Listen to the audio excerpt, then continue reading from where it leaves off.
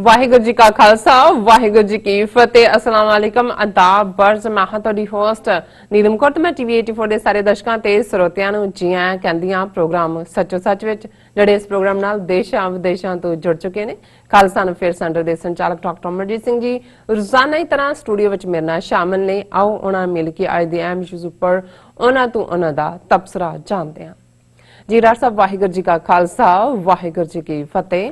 हाँ जी नीलम कौर जी ਤੁਹਾਨੂੰ ਵੀ ਤੇ ਦੁਨੀਆ ਭਰ ਚ ਬੈਠੇ ਸਾਡੇ ਬਹੁਤ ਹੀ ਸਿਆਣੇ ਪਿਆਰੇ ਪਿਆਰੇ ਦਰਸ਼ਕਾਂ ਨੂੰ ਵੀ ਵਾਹਿਗੁਰੂ ਜੀ ਕਾ ਖਾਲਸਾ ਵਾਹਿਗੁਰੂ ਜੀ ਕੀ ਫਤਿਹ ਤੇ ਸਾਡੇ ਮੁਸਲਮਾਨ ਭੈਣਾਂ ਭਰਾਵਾਂ ਨੂੰ अस्सलाम वालेकुम। जी डॉक्टर साहब जी आया प्रोग्राम सचो सच विच बहुत शुक्रिया जी। डॉक्टर साहब अज 15 जुलाई 2020 31 हाड़ नानकशाही संमत 552 का दिन है ते डॉक्टर साहब प्रोग्राम शुरू करने तो पहला ਅਸੀਂ ਆਪਣੇ ਦਰਸ਼ਕਾਂ ਤੇ ਸਰੋਤਿਆਂ ਨੂੰ ਹਮੇਸ਼ਾ ਤਰ੍ਹਾਂ ਦੱਸਿਓ ਵਿਊਅਰਸ ਜੇ ਤੁਸੀਂ ਹੱਕ ਸੱਚ ਇਨਸਾਫ ਤੇ ਪੈਰਾ ਦਿੰਦਾ ਇੱਕੋ ਇੱਕ ਚੈਨਲ TV 84 ਨੂੰ ਦੇਖਣਾ ਚਾਹੁੰਦੇ ਹੋ ਤਾਂ ਤੁਸੀਂ ਦੇਖ ਸਕਦੇ ਹੋ ਸਪੈਕਟਰਮ ਕੇਬਲ ਆਰਸੀਐਨ ਕੇਬਲ ਬੈਲਫਾਵ cable in Canada roku chadu box shawa facebook TV 84 ਦੀ ਐਪ ਰਾਹੀਂ online streaming and IP box ਤੇ ਤੁਸੀਂ TV 84 ਨੂੰ ਦੇਖ ਸਕਦੇ ਹੋ।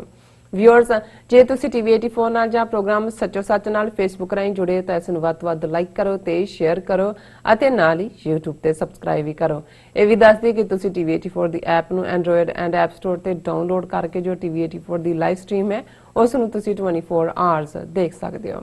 ਵਿਊਅਰਸ ਹੁਣ ਅਸੀਂ ਆਪਣੇ ਪ੍ਰੋਗਰਾਮ ਦੀ ਸ਼ੁਰੂਆਤ ਕਰਨ ਜਾ ਰਹੇ ਹਾਂ। ਪ੍ਰੋਗਰਾਮ ਦੇ ਸ਼ੁਰੂ ਦੇ ਵਿੱਚ ਆਸ ਕਰਦੇ ਹਾਂ ਕਿ ਕਰੋਨਾ ਦੇ ਕਹਿਰ ਦੇ ਚਲਦਿਆਂ ਤੁਸੀਂ ਬਿਲਕੁਲ ਸੇਫ ਹੋਵੋਗੇ। ਸੋ ਪ੍ਰੋਗਰਾਮ ਦੀ ਸ਼ੁਰੂਆਤ ਕਰਦੇ ਹਾਂ ਅੱਜ ਦੇ ਪਹਿਲੇ ਅਹਿਮ ਇਸ਼ੂ ਦੇ ਨਾਲ। ਸੋ ਆਪਾਂ ਗੱਲਬਾਤ ਕਰਨ ਜਾ ਰਹੇ ਹਾਂ ਭਾਰਤ ਦੇ ਹਵਾਲੇ ਨਾਲ ਕਿ ਕਿਸ ਤਰ੍ਹਾਂ ਉਸ ਨੂੰ ਆਪਣੇ ਗਵਾਂਢੀ ਦੇਸ਼ਾਂ ਤੋਂ ਇੱਕ ਤੋਂ ਬਾਅਦ ਇੱਕ ਚਪੇੜ ਜੋ ਹੈ ਵੱਜ ਰਹੀ ਹੈ ਔਰ ਦੁਨੀਆ ਵਿੱਚ ਉਸ ਦਾ ਜੋ ਮੂੰਹ ਹੈ ਉਹ ਸ਼ਰਮਨਾਕ ਹੋ ਰਿਹਾ ਹੈ। ਸੋ ਜਿਸ ਤਰ੍ਹਾਂ ਕਿ ਹੁਣ ਯੂਰਪੀਅਨ ਯੂਨੀਅਨ ਨੇ ਵੀਅਤਨਾਮ ਨਾਲ ਡਿਊਟੀ ਫ੍ਰੀ ਟ੍ਰੇਡ ਸਮਝੌਤੇ ਤੇ ਦਸਤਖਤ ਕੀਤੇ ਹਨ ਜਿਸ ਨਾਲ ਭਾਰਤ ਨੂੰ ਵਪਾਰਕ ਤੌਰ ਤੇ ਕਾਫੀ ਨੁਕਸਾਨ ਹੋਵੇਗਾ। ਇਸ ਉੱਪਰ ਆਪਾਂ ਵਿਚਾਰ ਚਰਚਾ ਕਰਨ ਜਾ ਰਹੇ ਹਾਂ। ਸੋ ਔਰ ਨਾਲ ਹੀ ਆਪਾਂ ਅੱਜ ਜੋ ਕਰੋਨਾ ਅਪਡੇਟ ਹੈ ਉਸ ਬਾਰੇ ਆਪਾਂ ਡਾਕਟਰ ਸਾਹਿਬ ਦੇ ਵਿਚਾਰ ਸੁਣਾਂਗੇ। ਸੋ ਅਸੀਂ ਚਾਹਾਂਗੇ ਕਿ ਤੁਸੀਂ ਸਾਡੇ ਨਾਲ ਇਸੇ ਤਰ੍ਹਾਂ ਹੀ ਬਣੇ ਰਹਿਣਾ। ਦੇਖਣ ਸੁਣਨ ਲਈ ਤੁਹਾਡਾ ਸਭ ਦਾ ਬਹੁਤ ਬਹੁਤ ਸ਼ੁਕਰੀਆ। ਜੀ ਡਾਕਟਰ ਸਾਹਿਬ ਕੀ ਵਿਚਾਰਾਂ ਨੇ ਇਸ ਮੁੱਦੇ ਬਾਰੇ?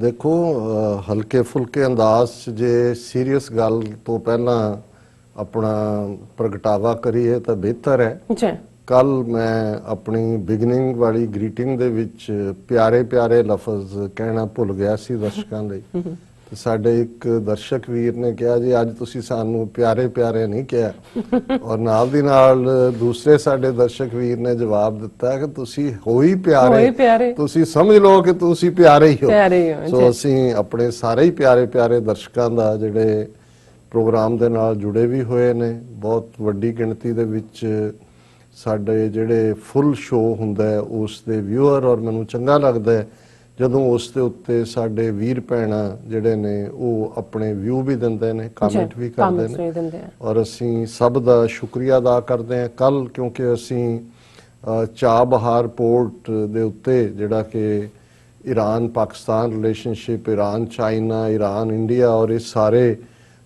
ਇਸ਼ੂ ਦੀ ਇੰਪੋਰਟੈਂਸ ਕੀ ਹੈ ਉਸ ਤੇ ਕਾਫੀ ਵੇਰਵੇ ਨਾਲ ਗੱਲ ਕੀਤੀ ਜਿਹਨੂੰ ਸਾਡੇ ਬਹੁਤ ਸਾਰੇ ਦਰਸ਼ਕਾਂ ਨੇ ਸਰਾਹਿਆ ਕਿਉਂਕਿ ਜ਼ਾਹਰ ਹੈ ਹੁਣ ਅੱਜ ਮੈਂ ਦੇਖ ਰਿਹਾ ਸੀ ਕਿ ਬਹੁਤ ਸਾਰੇ ਉਹੀ ਨੁਕਤੇ ਜਿਹੜੇ ਈਵਨ ਇੰਡੀਅਨ ਚੈਨਲ ਜਿਨ੍ਹਾਂ ਦੇ ਵਿੱਚ ਇੱਕ RSS ਦਾ ਹੀ ਖੜਾ ਕੀਤਾ ਲਲਨ ਟੋਪ ਵਰਗਾ ਹੈ ਜਿਹੜੇ ਕਿ ਅਦਰਵਾਈਜ਼ ਲੁੱਕ ਕੇ ਬੈਠੇ ਹੁੰਦੇ ਨੇ ਪਰ ਜਦੋਂ ਕੋਈ ਤੁਸੀਂ ਲਿਆ ਕੇ ਚੀਜ਼ ਚੁਰਾਏ ਦੇ ਵਿੱਚ ਭੰਨ ਦਿੰਦੇ ਹੋ ਇਹਨਾਂ ਦਾ ਸਾਰਾ ਝੂਠ ਦਾ ਘੜਾ ਫਿਰ ਉਹਨਾਂ ਦੇ ਕੋਲ ਵੀ ਕੋਈ ਚੋਇਸ ਨਹੀਂ ਰਹਿੰਦੀ ਇਹ ਮੰਨਣ ਤੋਂ ਬਿਨਾਂ ਕਿ ਚਾਬਹਾਰ ਪੋਰਟ ਦਾ ਜਾਣਾ ਜਿਹੜਾ ਹੈ ਉਹ ਬਹੁਤ ਵੱਡਾ ਲਾਸ ਹੈ ਔਰ ਇਸ ਦੇ ਨਾਲ ਸਾਰਾ ਸਟ੍ਰੈਟੇਜਿਕ ਬੈਲੈਂਸ ਵੀ ਔਰ ਚਾਈਨਾ ਈਰਾਨ ਰਸ਼ੀਆ ਔਰ ਈਵਨ ਜਿਹੜੀ ਭਾਰਤ ਦੀ ਹੋਪ ਸੀ ਕਿ ਚਾਬਹਾਰ ਰਾਹੀਂ ਉਹ ਅਫਗਾਨਿਸਤਾਨ ਦੇ ਨਾਲ ਆਪਣਾ ਰਾਬਤਾ ਔਰ ਉਹਦੇ ਰਾਹੀਂ ਸੈਂਟਰਲ ਏਸ਼ੀਆ ਔਰ ਯੂਰਪ ਤੱਕ ਉਹ ਜਿਹੜੀ ਇਹਨਾਂ ਨੇ ਸ਼ੇਖ ਚਿੱਲੀ ਵਾਂਗ ਇੱਕ ਖਾਬਾਂ ਦਾ ਮਹਿਲ ਬਣਾਇਆ ਹੋਇਆ ਸੀ ਉਹ ਮਹਿਲ ਨਾ ਸਿਰਫ ਢਾਹ ਢੇਰੀ ਹੋਇਆ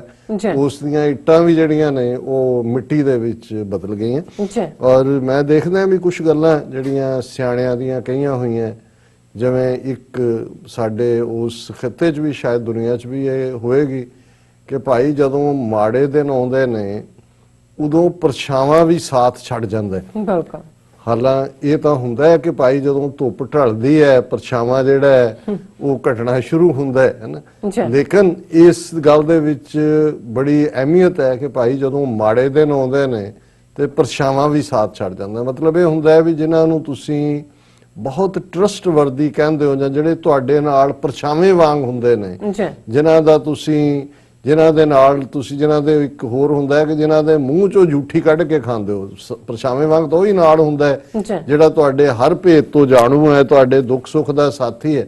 ਪਰ ਜਦੋਂ ਮਾੜਾ ਵਕਤ ਆਉਂਦਾ ਹੈ ਕਈ ਵਾਰ ਜਿਨ੍ਹਾਂ ਤੋਂ ਆਸਾਂ ਹੁੰਦੀਆਂ ਨੇ ਉਹ ਵੀ ਛੱਡ ਜਾਂਦੇ ਨੇ। ਹਾਲਾਂ ਅੰਗਰੇਜ਼ ਜਾਂ ਬਾਹਰਲੀ ਜਿਹੜੀ ਵੈਸਟਰਨ ਕਲਚਰ ਹੈ ਉਹ ਮੋਰ ਪ੍ਰੈਕਟੀਕਲ ਹੈ, ਅਸੀਂ ਜ਼ਿਆਦਾ ਜਜ਼ਬਾਤੀ ਹਾਂ ਤੇ ਉਹਨਾਂ ਨੇ ਇਸ ਨੂੰ ਚੰਗੇ ਦਿਨ ਤਾਂ ਮਾੜੇ ਦਿਨਾਂ ਦੇ ਨਾਲ ਇਵੇਂ ਜੋੜ ਕੇ ਕਿਹਾ ਕਿ in the time of prosperity friends will be 20, in the time of adversity no one in 20। ਕਿ ਵੀ ਤੁਹਾਡੇ ਬਹੁਤ ਸਾਰੇ ਦੋਸਤ ਹੋਣਗੇ ਜਦੋਂ ਚੰਗੇ ਦਿਨ ਨੇ, ਪਰ ਜਦੋਂ ਮਾੜੇ ਦਿਨ ਆਉਂਦੇ ਨੇ ਤੇ ਤੁਹਾਡੇ ਦੋਸਤ ਵੀ ਸਾਥ ਛੱਡ ਜਾਂਦੇ ਨੇ। ਸੋ ਕੱਲਾ ਇਹੀ ਨਹੀਂ ਕਿ ਭਾਰਤ ਆਪਣੇ ਨੇਬਰਹੁੱਡ ਦੇ ਵਿੱਚ, ਜਿਸ ਦਾ ਜ਼ਿਕਰ ਕੱਲ ਅਸੀਂ ਵੇਰਵੇ ਨਾਲ ਕੀਤਾ, ਈਵਨ ਬੰਗਲਾਦੇਸ਼ ਦੇ ਨਾਲ ਜਿਸ ਕਿਸਮ ਦੀ ਰਿਲੇਸ਼ਨਸ਼ਿਪ, ਜਿਹਨੂੰ ਰਾ ਨੇ ਕੂ ਕਰਕੇ ਉਹਨੂੰ ਦੂਸਰੀ ਬੀਬੀ ਨੂੰ ਜਿਹੜਾ ਉਹ ਖਾਲਿਦਾ ਜ਼ਿਆ ਨੂੰ ਹਰਵਾਇਆ, ਇਸ ਨੂੰ ਜਿਤਾਇਆ, ਔਰ ਉਹਨਾਂ ਦੀਆਂ ਈਵਨ ਇੱਥੋਂ ਤੱਕ ਵੀ ਸੀ ਕਿ ਬਈ ਰਾਹ ਦੇ ਹੀ ਬੰਦੇ ਅਜੀਤ ਰਾਵਲ ਦੇ ਉੱਥੇ ਬੈਠੇ ਹੋਏ ਨੇ, ਫੋਰਨ ਆਫਿਸ ਦੇ ਵਿੱਚ ਵੀ ਉਹੀ ਸਟੇਟਮੈਂਟਾਂ ਡਰਾਫਟ ਕਰਦੇ ਨੇ। 22 ਮਹੀਨੇ ਤੋਂ ਪਾਕਿਸਤਾਨ ਦੇ ਜਿਹੜਾ ਐਂਬੈਸਡਰ ਇਹਨਾਂ ਨੇ ਹਾਈ ਕਮਿਸ਼ਨਰ ਅਪਾਇੰਟ ਕੀਤਾ, ਉਹਦੇ ਕ੍ਰੈਡੈਂਸ਼ੀਅਲਸ ਐਕਸੈਪਟ ਨਹੀਂ ਕੀਤੇ, ਔਰ ਆਲ ਆਫ ਏ ਸਡਨ ਜਿਹੜੀ ਖਬਰ ਨਿਕਲਦੀ ਹੈ ਜਿਹਦੇ ਥੱਲੇ ਈਵਨ ਰਾਹ ਵੀ ਚੌਂਕ ਜਾਂਦੀ ਹੈ ਕਿ ਨਾ ਸਿਰਫ ਐਂਬੈਸਡਰ ਦੇ ਕ੍ਰੈਡੈਂਸ਼ੀਅਲ ਐਕਸੈਪਟ ਹੁੰਦੇ ਨੇ, ਉਹਨਾਂ ਦੋਨਾਂ ਦੇ ਫੋਰਨ ਮਿਨਿਸਟਰਸ ਦੀ ਬੰਗਲਾਦੇਸ਼ ਔਰ ਪਾਕਿਸਤਾਨ ਦੇ ਮੀਟਿੰਗ ਹੁੰਦੀ ਹੈ, ਜਿਹੜਾ ਬਹੁਤ ਵੱਡਾ ਇਹਨਾਂ ਦੇ ਲਈ ਸੈਟਬੈਕ। ਨੇਪਾਲ ਦੀ ਗੱਲ ਅਸੀਂ ਕਰਦੇ ਹਾਂ, ਹੁਣ ਤਾਂ ਇੱਕ ਹੋਰ ਨੇਪਾਲ ਦਾ ਜਵਾਈ ਹੈ, ਰਾਜਾ ਡੋਗਰਾ ਗਦਾਰਾਂ ਦਾ ਸਰਦਾਰ ਕਰਨ ਸਿੰਘ, ਜਿਹਦੀ ਘਰ ਵਾਲੀ ਜਿਹੜੀ ਹੈ ਉਹ ਨੇਪਾਲ ਦੀ ਸੀ, ਰਾਇਲ ਪ੍ਰਿੰਸੈਸ, ਕਿਉਂਕਿ ਇਹ ਵੀ ਆਪਣੇ ਆਪ ਨੂੰ ਟ੍ਰੇਟਰ ਰਾਇਲ ਪ੍ਰਿੰਸ ਕਹਿੰਦਾ।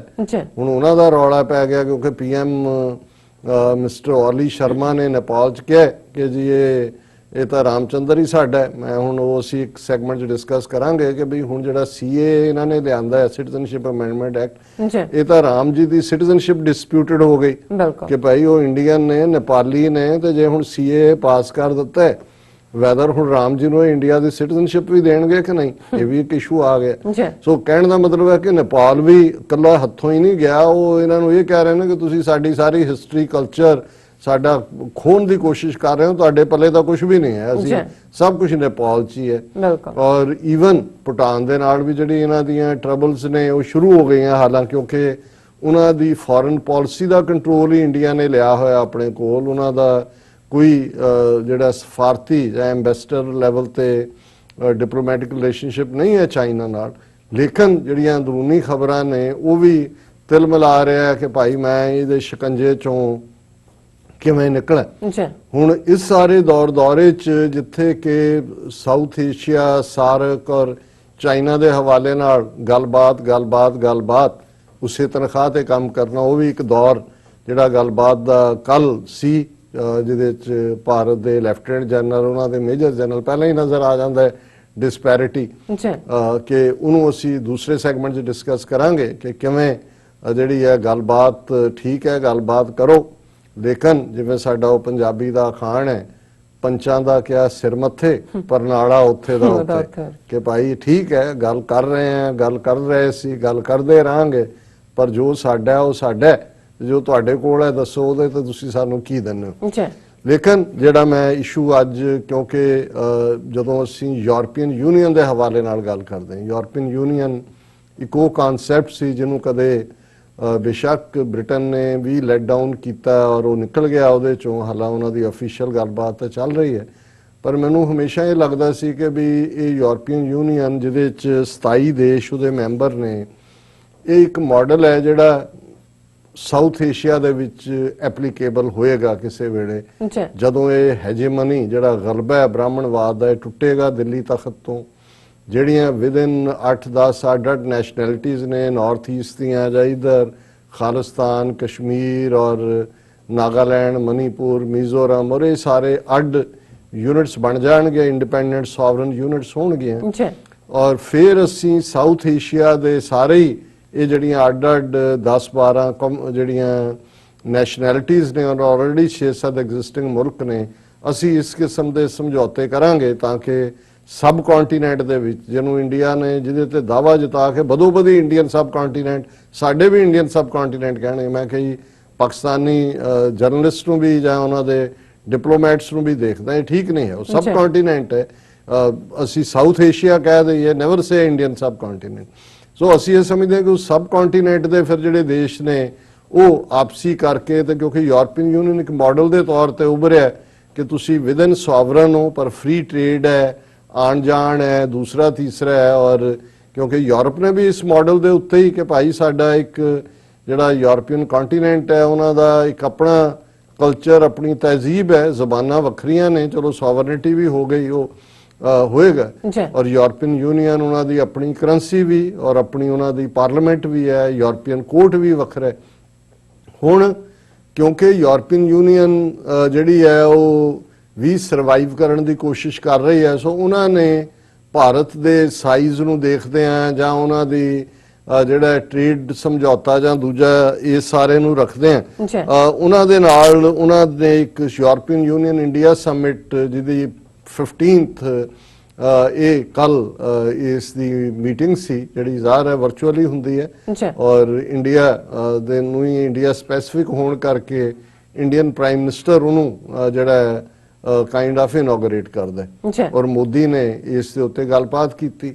ਉਸ ਦਾ ਬੜਾ ਜਿਹੜਾ ਕਿਹਾ ਜਾ ਰਿਹਾ ਮੋਦੀ ਨੇ ਕੀ ਕਿਹਾ, ਪਰ ਮੋਦੀ ਨੇ ਕੀ ਕਿਹਾ ਕਹਿਣ ਤੋਂ ਪਹਿਲੇ ਇੱਕ ਖਬਰ ਜਿਹੜੀ ਇੱਕ ਦਿਨ ਪਹਿਲਾਂ ਦੇ ਹਵਾਲੇ ਨਾਲ ਸੀ, ਜਿਹਨੂੰ ਆਲਮੋਸਟ ਤੁਸੀਂ ਇੰਡੀਅਨ ਮੀਡੀਆ 'ਚ ਨਹੀਂ ਦੇਖਦੇ, ਕਿ ਇਹ ਯੂਰਪੀਅਨ ਯੂਨੀਅਨ ਦੀ 27 ਨੇਸ਼ਨ ਸਮਿਟ ਇਹ ਤਾਂ ਜਸਟ ਇੱਕ ਜਿਹਨੂੰ ਤੁਸੀਂ ਕਹਿੰਦੇ ਹੋ ਕਿ ਕਾਸਮੈਟਿਕ ਕਾਈਂਡ ਆਫ ਇੱਕ ਯਤਨ ਹੁੰਦਾ ਹੈ ਕਿ ਵੀ ਸਾਰੇ ਨੇ ਸਾਰੇ ਆ ਗਏ, ਕੈਮਰਿਆਂ ਦੇ ਸਾਹਮਣੇ ਬੈਠ ਗਏ। ਔਰ ਇਹਦੇ 'ਚ ਵੀ ਕੋਈ ਸ਼ੱਕ ਨਹੀਂ ਹੈ ਕਿ ਆਲਰੇਡੀ ਯੂਰਪੀਅਨ ਯੂਨੀਅਨ ਦਾ ਜਿਹੜਾ ਭਾਰਤ ਦੇ ਨਾਲ ਜਾਂ ਭਾਰਤ ਦਾ ਯੂਰਪੀਅਨ ਯੂਨੀਅਨ ਦੇ ਨਾਲ ਟ੍ਰੇਡ ਵੀ ਹੈ, ਉਹਦੇ 'ਚ ਵੀ ਡੈਫਿਸਿਟ ਹੈ। ਟੋਟਲ ਜਿਹੜਾ ਭਾਰਤ ਦਾ ਟ੍ਰੇਡ ਹੈ ਕੁੱਲ ਮਿਲਾ ਕੇ ਜਿਹਨੂੰ ਐਕਸਪੋਰਟ ਇੰਪੋਰਟ ਦੋਨੋਂ ਆਉਂਦਾ 115.6 ਬਿਲੀਅਨ ਡਾਲਰ ਦਾ, ਇਹ 2018-2019 ਦੀ ਫਿਗਰ ਹੈ। ਔਰ ਭਾਰਤ ਦੀ ਜਿਹੜੀ ਐਕਸਪੋਰਟ ਹੈ ਉਹ ਇੰਪੋਰਟ ਨਾਲੋਂ ਘੱਟ ਹੈ, ਐਕਸਪੋਰਟ ਉਹਨਾਂ ਦੀ 57.17 ਡਾਲਰ ਹੈ ਔਰ ਜਿਹੜੀ ਇੰਪੋਰਟ ਹੈ ਉਹ 58.42 ਹੈ। ਹੁਣ ਇਸ ਦੀ ਗੱਲ ਕਰਦੇ ਔਰ ਮੋਦੀ ਨੇ ਜਿਵੇਂ ਉਹਨੇ ਸਾਰੇ ਦੇ ਵਿੱਚ ਇਹ ਕਿਹਾ ਕਿ ਜੀ ਅਸੀਂ ਐਕਸ਼ਨ ਓਰੀਐਂਟਡ ਏਜੰਡਾ ਕਰੀਏ ਔਰ ਇਹਨਾਂ ਨੂੰ ਟਾਈਜ਼ ਨੂੰ ਐਕਸਪੈਂਡ ਕਰੀਏ, ਔਰ ਫਿਰ ਜਿਵੇਂ ਉਹ ਝੂਠ ਬੋਲਦੇ ਨੇ ਜੀ ਸਾਡੀਆਂ ਵੈਲਿਊਜ਼ ਯੂਰਪੀਅਨ ਯੂਨੀਅਨ ਔਰ ਇੰਡੀਆ ਦੀਆਂ democracy, pluralism, respect for international institutions, inclusivity, multilateralism, freedom, transparency, ਇਹ ਹੁਣ ਸਾਰਿਆਂ ਦਾ ਜੇ ਮੈਂ ਕੱਲੇ ਦਾ ਬਿਆਨ ਕਰਨ ਲੱਗਾ ਤੇ ਇਹ 100% ਝੂਠ ਨਾ। ਜੇ ਇੱਡਾ ਹੀ ਤੁਹਾਨੂੰ ਮਾਣ ਹੈ ਮਲਟੀਕਲਚਰਲਿਜ਼ਮ ਤੇ, ਇੰਨਾ ਹੀ ਤੁਹਾਨੂੰ ਮਾਣ ਹੈ ਪਲੂਰਲਿਜ਼ਮ ਤੇ ਤੁਸੀਂ ਅਕਲੀਅਤਾਂ ਦੇ ਨਾਲ, ਕਸ਼ਮੀਰੀਆਂ ਦੇ ਨਾਲ, ਭਾਰਤ ਦੇ ਮੁਸਲਮਾਨਾਂ ਦੇ ਨਾਲ, ਸਿੱਖਾਂ ਦੇ ਨਾਲ, ਦਲਿਤਾਂ ਦੇ ਨਾਲ ਕੀ ਕਰ ਰਹੇ ਹੋ? ਤੁਸੀਂ ਕਿਹੜੇ ਪਾਸਿਓਂ ਪਲੂਰਲਿਸਟ ਹੋ ਗਏ? ਤੁਸੀਂ ਤਾਂ ਹਿੰਦੂਵਾਦੀ, one nation, one race, one leader, ਤੁਸੀਂ ਤਾਂ ਉਹ ਨਾਜ਼ੀਜ਼ਮ 'ਚ ਯਕੀਨ ਰੱਖਦੇ ਹੋ। ਹਾਂ ਇਹ ਠੀਕ ਹੈ, ਨਾਜ਼ੀ ਵੀ, ਹਿਟਲਰ ਕਿਹੜਾ ਕੋਈ ਕੂ ਕਰਕੇ ਆਇਆ ਸੀ? ਹਿਟਲਰ ਨੇ ਵੀ ਵੋਟਾਂ ਦੇ ਨਾਲ ਸੋਸ਼ਲਿਸਟ ਰਿਪਬਲਿਕ ਆਫ ਜਰਮਨੀ ਨੇ ਵੋਟਾਂ ਲਈਆਂ ਸੀ, ਪਰ ਇਹ ਤਾਂ ਉਹਨਾਂ ਦੀ ਕਾਸਮੈਟਿਕ ਸਾਰੀ ਪ੍ਰੋਸੈਸ ਹੈ। ਲੇਕਿਨ ਜਿਹੜੀ ਖਬਰ ਜਿਹੜੀ ਆਲਮੋਸਟ ਇਹਨਾਂ ਨੇ ਗਾਇਬ ਕੀਤੀ, ਪਰ ਮੈਂ ਉਹਨੂੰ ਜ਼ਰੂਰ ਸੈਲੀਬ੍ਰੇਟ ਕਰਨਾ ਚਾਹੁੰਦਾ ਕਿਉਂਕਿ ਜ਼ਾਹਰ ਹੈ ਕਿ ਵੀ ਜਦੋਂ ਇਹਨਾਂ ਨੇ ਦੁਸ਼ਮਣੀ ਜਿਸ ਹੱਦ ਤੱਕ ਪਾਲੀ ਹੋਈ ਹੈ ਸਾਡੀਆਂ ਕੌਮਾਂ ਦੇ ਨਾਲ, ਅਕਲੀਅਤਾਂ ਦੇ ਨਾਲ, ਸੋ ਇਹਨਾਂ ਦੀ ਹਕੀਕਤ ਵੀ ਇਹ ਠੀਕ ਹੈ ਕਿ ਵੀ ਜਦੋਂ ਤੁਸੀਂ ਕਿਸੇ ਦੇ ਨਾਲ ਇੱਕ ਤਾਂ ਜਿਹੜਾ ਜਿਹਨੂੰ ਲਾ ਆਫ ਨੇਚਰ ਕਹਿੰਦੇ ਨੇ, as you so so shall you reap, ਕਿ ਜੋ ਤੁਸੀਂ ਬੀਜਦੇ ਹੋ ਵੱਢਦੇ ਹੋ। ਹਾਲਾਂ ਇਹ ਗੱਲ ਕਰਨ ਤੋਂ ਪਹਿਲਾਂ ਇੱਕ ਇੰਟਰਸਟਿੰਗ ਰਾਈਟ ਅਪ ਜਿਹੜਾ ਮੇਰੀਆਂ ਨਜ਼ਰਾਂ 'ਚੋਂ ਗੁਜ਼ਰਿਆ ਕਰੋਨਾ ਦੇ ਹਵਾਲੇ ਨਾਲ, ਕਿਉਂਕਿ ਭਾਰਤੀ ਮੀਡੀਆ ਇਹ ਡਿਸਕਸ ਕਰਨ ਦੀ ਬਜਾਏ ਕਿ ਭਾਰਤ ਦੇ ਵਿੱਚ ਕਿੰਨੀ ਬਦਹਾਲੀ ਹੈ, ਕੋਈ ਪ੍ਰਬੰਧ ਨਹੀਂ, ਡੈੱਡ ਬਾਡੀਜ਼ ਹਸਪਤਾਲਾਂ ਦੇ ਅੰਦਰ ਬਾਹਰ ਰੁਲ ਰਹੀਆਂ, ਲੋਕ ਜਿਹੜੇ ਨੇ ਘਰਾਂ ਦੇ ਅੰਦਰ ਗਰੀਬ, ਚਲੋ ਅਮੀਰ ਆਦਮੀ ਤਾਂ ਘਰਾਂ 'ਚ ਆਈਸੋਲੇਸ਼ਨ ਕਰਕੇ ਖਾ ਰਿਹਾ ਹੈ, ਲੇਕਿਨ ਗਰੀਬਾਂ ਦੇ ਕੋਈ ਦਵਾਈ ਅਵੇਲੇਬਲ ਨਹੀਂ, ਕੋਈ ਦੂਜਾ ਨਹੀਂ। ਔਰ ਇਸ ਪੀਰੀਅਡ 'ਚ ਆਇਆ ਕਿ ਜੀ ਅਮਿਤਾਭ ਬੱਚਨ ਜਿਹੜਾ ਸਿੱਖਾਂ ਨੇ ਵੀ ਉਹਦੇ ਨਾਲ ਅਕਾਊਂਟ ਸੈਟਲ ਕਰਨਾ ਹੈ। ਜ਼ਾਹਰ ਹੈ ਨਵੰਬਰ 84 ਦੀ ਸਿੱਖ ਨਸਲਕੁਸ਼ੀ 'ਚ, ਕਿਉਂਕਿ ਇਹ ਇੰਦਰਾ ਗਾਂਧੀ ਦਾ ਮੁਤਬੰਨਾ ਪੁੱਤਰ ਬਣਿਆ ਹੋਇਆ ਸੀ ਔਰ ਉਹਦੀ ਡੈੱਡ ਬਾਡੀ ਦੇ ਕੋਲ ਖਲੋ ਕੇ ਇੰਡੀਅਨ ਟੈਲੀਵਿਜ਼ਨ ਦੂਰਦਰਸ਼ਨ ਹੀ ਹੁੰਦਾ ਸੀ ਉਦੋਂ, ਇਹ ਨਾਰੇ ਖੂਨ ਕਾ ਬਦਲਾ ਖੂਨ, ਔਰ ਨਾਲ ਕਹਿ ਰਿਹਾ ਸੀ ਕਿ ਜੀ ਇਹ ਖੂਨ ਕੇ ਛੀਂਟੇ ਕਾਤਲੋਂ ਕੇ ਘਰੋਂ ਤੱਕ ਪਹੁੰਚਾ ਦੋ। ਜ਼ਾਹਰ ਹੈ ਉਸ ਚੋਂ ਫਿਰ ਕਿਵੇਂ ਨਸਲਕੁਸ਼ੀ ਸਿੱਖਾਂ ਦੀ ਨਿਕਲੀ। ਔਰ ਇਸ ਸਾਰੇ 'ਚ ਹੁਣ ਉਹਦਾ ਸਾਰਾ ਟੱਬਰ ਕਰੋਨਾ ਦੇ ਨਾਲ ਸਫਰ ਕਰਦਾ। ਹਾਲਾਂ ਇਹਨੂੰ ਅਸੀਂ ਕੋਈ ਸੈਲੀਬ੍ਰੇਟ ਨਹੀਂ ਕਰਦੇ, ਉਹ ਕੋਈ ਵੀ ਹੋ ਸਕਦਾ ਹੈ, ਪਰ ਕਈ ਵਾਰ ਜਿਹੜੇ ਲੋਕਾਂ ਨੇ ਕਿਵੇਂ ਜਿਹੜਾ ਉਹ ਜੁੱਤੀਆਂ ਚੱਟੀਆਂ ਹੁੰਦੀਆਂ ਆਪਣੀ ਅਹਿਮੀਅਤ ਨੂੰ ਬਣਾਉਣ ਦੇ ਲਈ, ਔਰ ਜਿਸ ਲੈਡਰ ਤੇ ਆ ਕੇ ਖਲੋਤੇ ਹੁੰਦੇ ਨੇ, ਦਾਵਾ ਕਰੋ ਜੀ ਇੰਨੇ ਮਿਲੀਅਨ ਉਸ ਦੇ ਟਵਿੱਟਰ ਫਾਲੋਅਰ ਨੇ, ਸਾਰਾ ਦੇਸ਼ ਪ੍ਰੇਅਰ ਤੇ ਲੱਗਾ ਹੋਇਆ ਹੈ ਕਿ ਬਈ ਅਮਿਤਾਭ ਬੱਚਨ ਦਾ ਟੱਬਰ, ਔਰ ਦੂਜਾ ਉਹਨੂੰ ਵੀ ਹੋ ਗਿਆ, ਘਰ ਵਾਲੀ ਨੂੰ ਹੋ ਗਿਆ, ਫਲਾਣੇ ਨੂੰ ਹੋ ਗਿਆ। ਪਰ ਇੱਕ ਨੇ ਜਿਹੜਾ ਉਹਨਾਂ ਦੀ ਕਿਸੇ ਦੀ ਵਾਲ ਤੋਂ ਹੀ ਇਹ ਲਿਆ, ਰਜਿੰਦਰ ਲੋਧਾ ਹੋਰਾਂ ਦਾ ਇੱਕ ਹੈ, ਉਹਨਾਂ ਨੇ ਮਿਸਟਰ ਬੱਚਨ ਨੂੰ ਹੀ ਐਡਰੈਸ ਕੀਤਾ ਅਮਿਤਾਭ ਬੱਚਨ ਨੂੰ। ਉਹਨਾਂ ਨੇ ਕਿਹਾ ਕਿ ਰਿਸਪੈਕਟਡ ਮਿਸਟਰ ਬੱਚਨ, ਬੜੇ ਰਿਸਪੈਕਟ ਨਾਲ ਗੱਲ ਸ਼ੁਰੂ ਕੀਤੀ ਹੈ, you bootlicked Indira Gandhi and got roles in movies, then you threw them off when your need got over। ਕਿ ਤੂੰ ਇੰਦਰਾ ਗਾਂਧੀ ਦੇ ਟੱਬਰ ਦੀਆਂ ਜੁੱਤੀਆਂ ਚੱਟੀਆਂ ਔਰ ਉਹਦੇ ਥੱਲੇ ਤੈਨੂੰ ਮੂਵੀਜ਼ 'ਚ ਰੋਲ ਮਿਲੇ, ਜਦੋਂ ਤੂੰ ਉੱਪਰ ਚੜ ਗਿਆ ਫਿਰ ਤੂੰ ਉਹਨਾਂ ਨੂੰ ਛੱਡਤਾ, ਕਾਂਗਰਸ ਛੱਡਤੀ। ਔਰ you bootlicked Thackeray and absorbed yourself of Bofors, then you threw off Thackeray when your need was fulfilled। ਕਿਉਂਕਿ ਇਸ ਗੱਲ ਦਾ ਧਿਆਨ ਰਹੇ ਕਿ ਜਿਹੜਾ ਬੋਫਰਸ ਕਾਂਡ, ਜਿਹਦੇ 'ਚ ਸੋਨੀਆ ਗਾਂਧੀ ਦਾ ਸਿੱਧੇ ਤੌਰ ਤੇ ਸਬੰਧ ਜੁੜਦਾ ਸੀ ਰਾਜੀਵ ਗਾਂਧੀ ਰਾਹੀਂ, ਕਿਉਂਕਿ ਜਿਨ੍ਹਾਂ ਨੂੰ ਕਿਕ ਬੈਕ ਮਨੀ ਮਿਲੀ, ਇਟਲੀ ਦਾ ਇਹ ਡੀਲ ਸੀ, ਜਿਹੜੇ ਕੁਆਰਤਸ਼ੀ ਕਿ ਕੀ ਉਹਦਾ ਨਾਂ ਸੀ, ਸੋ ਉਹ ਉਹਨਾਂ ਦੋਨਾਂ ਦੇ ਅਕਾਊਂਟ ਸਿੱਧੇ ਪੈਸੇ ਗਏ ਸੀ। ਔਰ ਬਚਨ ਇਹ ਵੀ ਇਨਵੋਲਵ ਸੀ, ਇਹਨੂੰ ਵੀ ਬਲੈਕ ਮਨੀ ਖਾਣ ਦਾ ਚੰਗਾ ਸ਼ੌਕ ਹੈ। ਈਵਨ ਪਨਾਮਾ ਲੀਕ ਕੇਸ ਵੀ ਇਹਦਾ ਨਾਂ ਸੀ, ਜਿਹੜਾ ਸੁਪਰੀਮ ਕੋਰਟ ਨੇ ਵੀ ਗਾਇਬ ਕਰਤਾ। ਉਹਨੇ ਕਿਹਾ ਕਿ ਵੀ ਤੂੰ ਬੋਫਰਸ ਦੇ ਵਿੱਚ ਫਸ ਗਿਆ ਸੀ ਤੇ ਤੂੰ ਬਾਲ ਠਾਕਰੇ ਦੀਆਂ ਜਾ ਕੇ ਜੁੱਤੀਆਂ ਚੱਟੀਆਂ, ਉਹਦੇ ਪੈਰ ਫੜ ਲਏ ਔਰ ਉਹਨੇ ਤੈਨੂੰ ਬੋਫਰਸ ਚੋਂ ਕਢਾਤਾ। ਔਰ ਫਿਰ then you bootlicked Amar Singh and bailed yourself out of debt and then you left him in misery।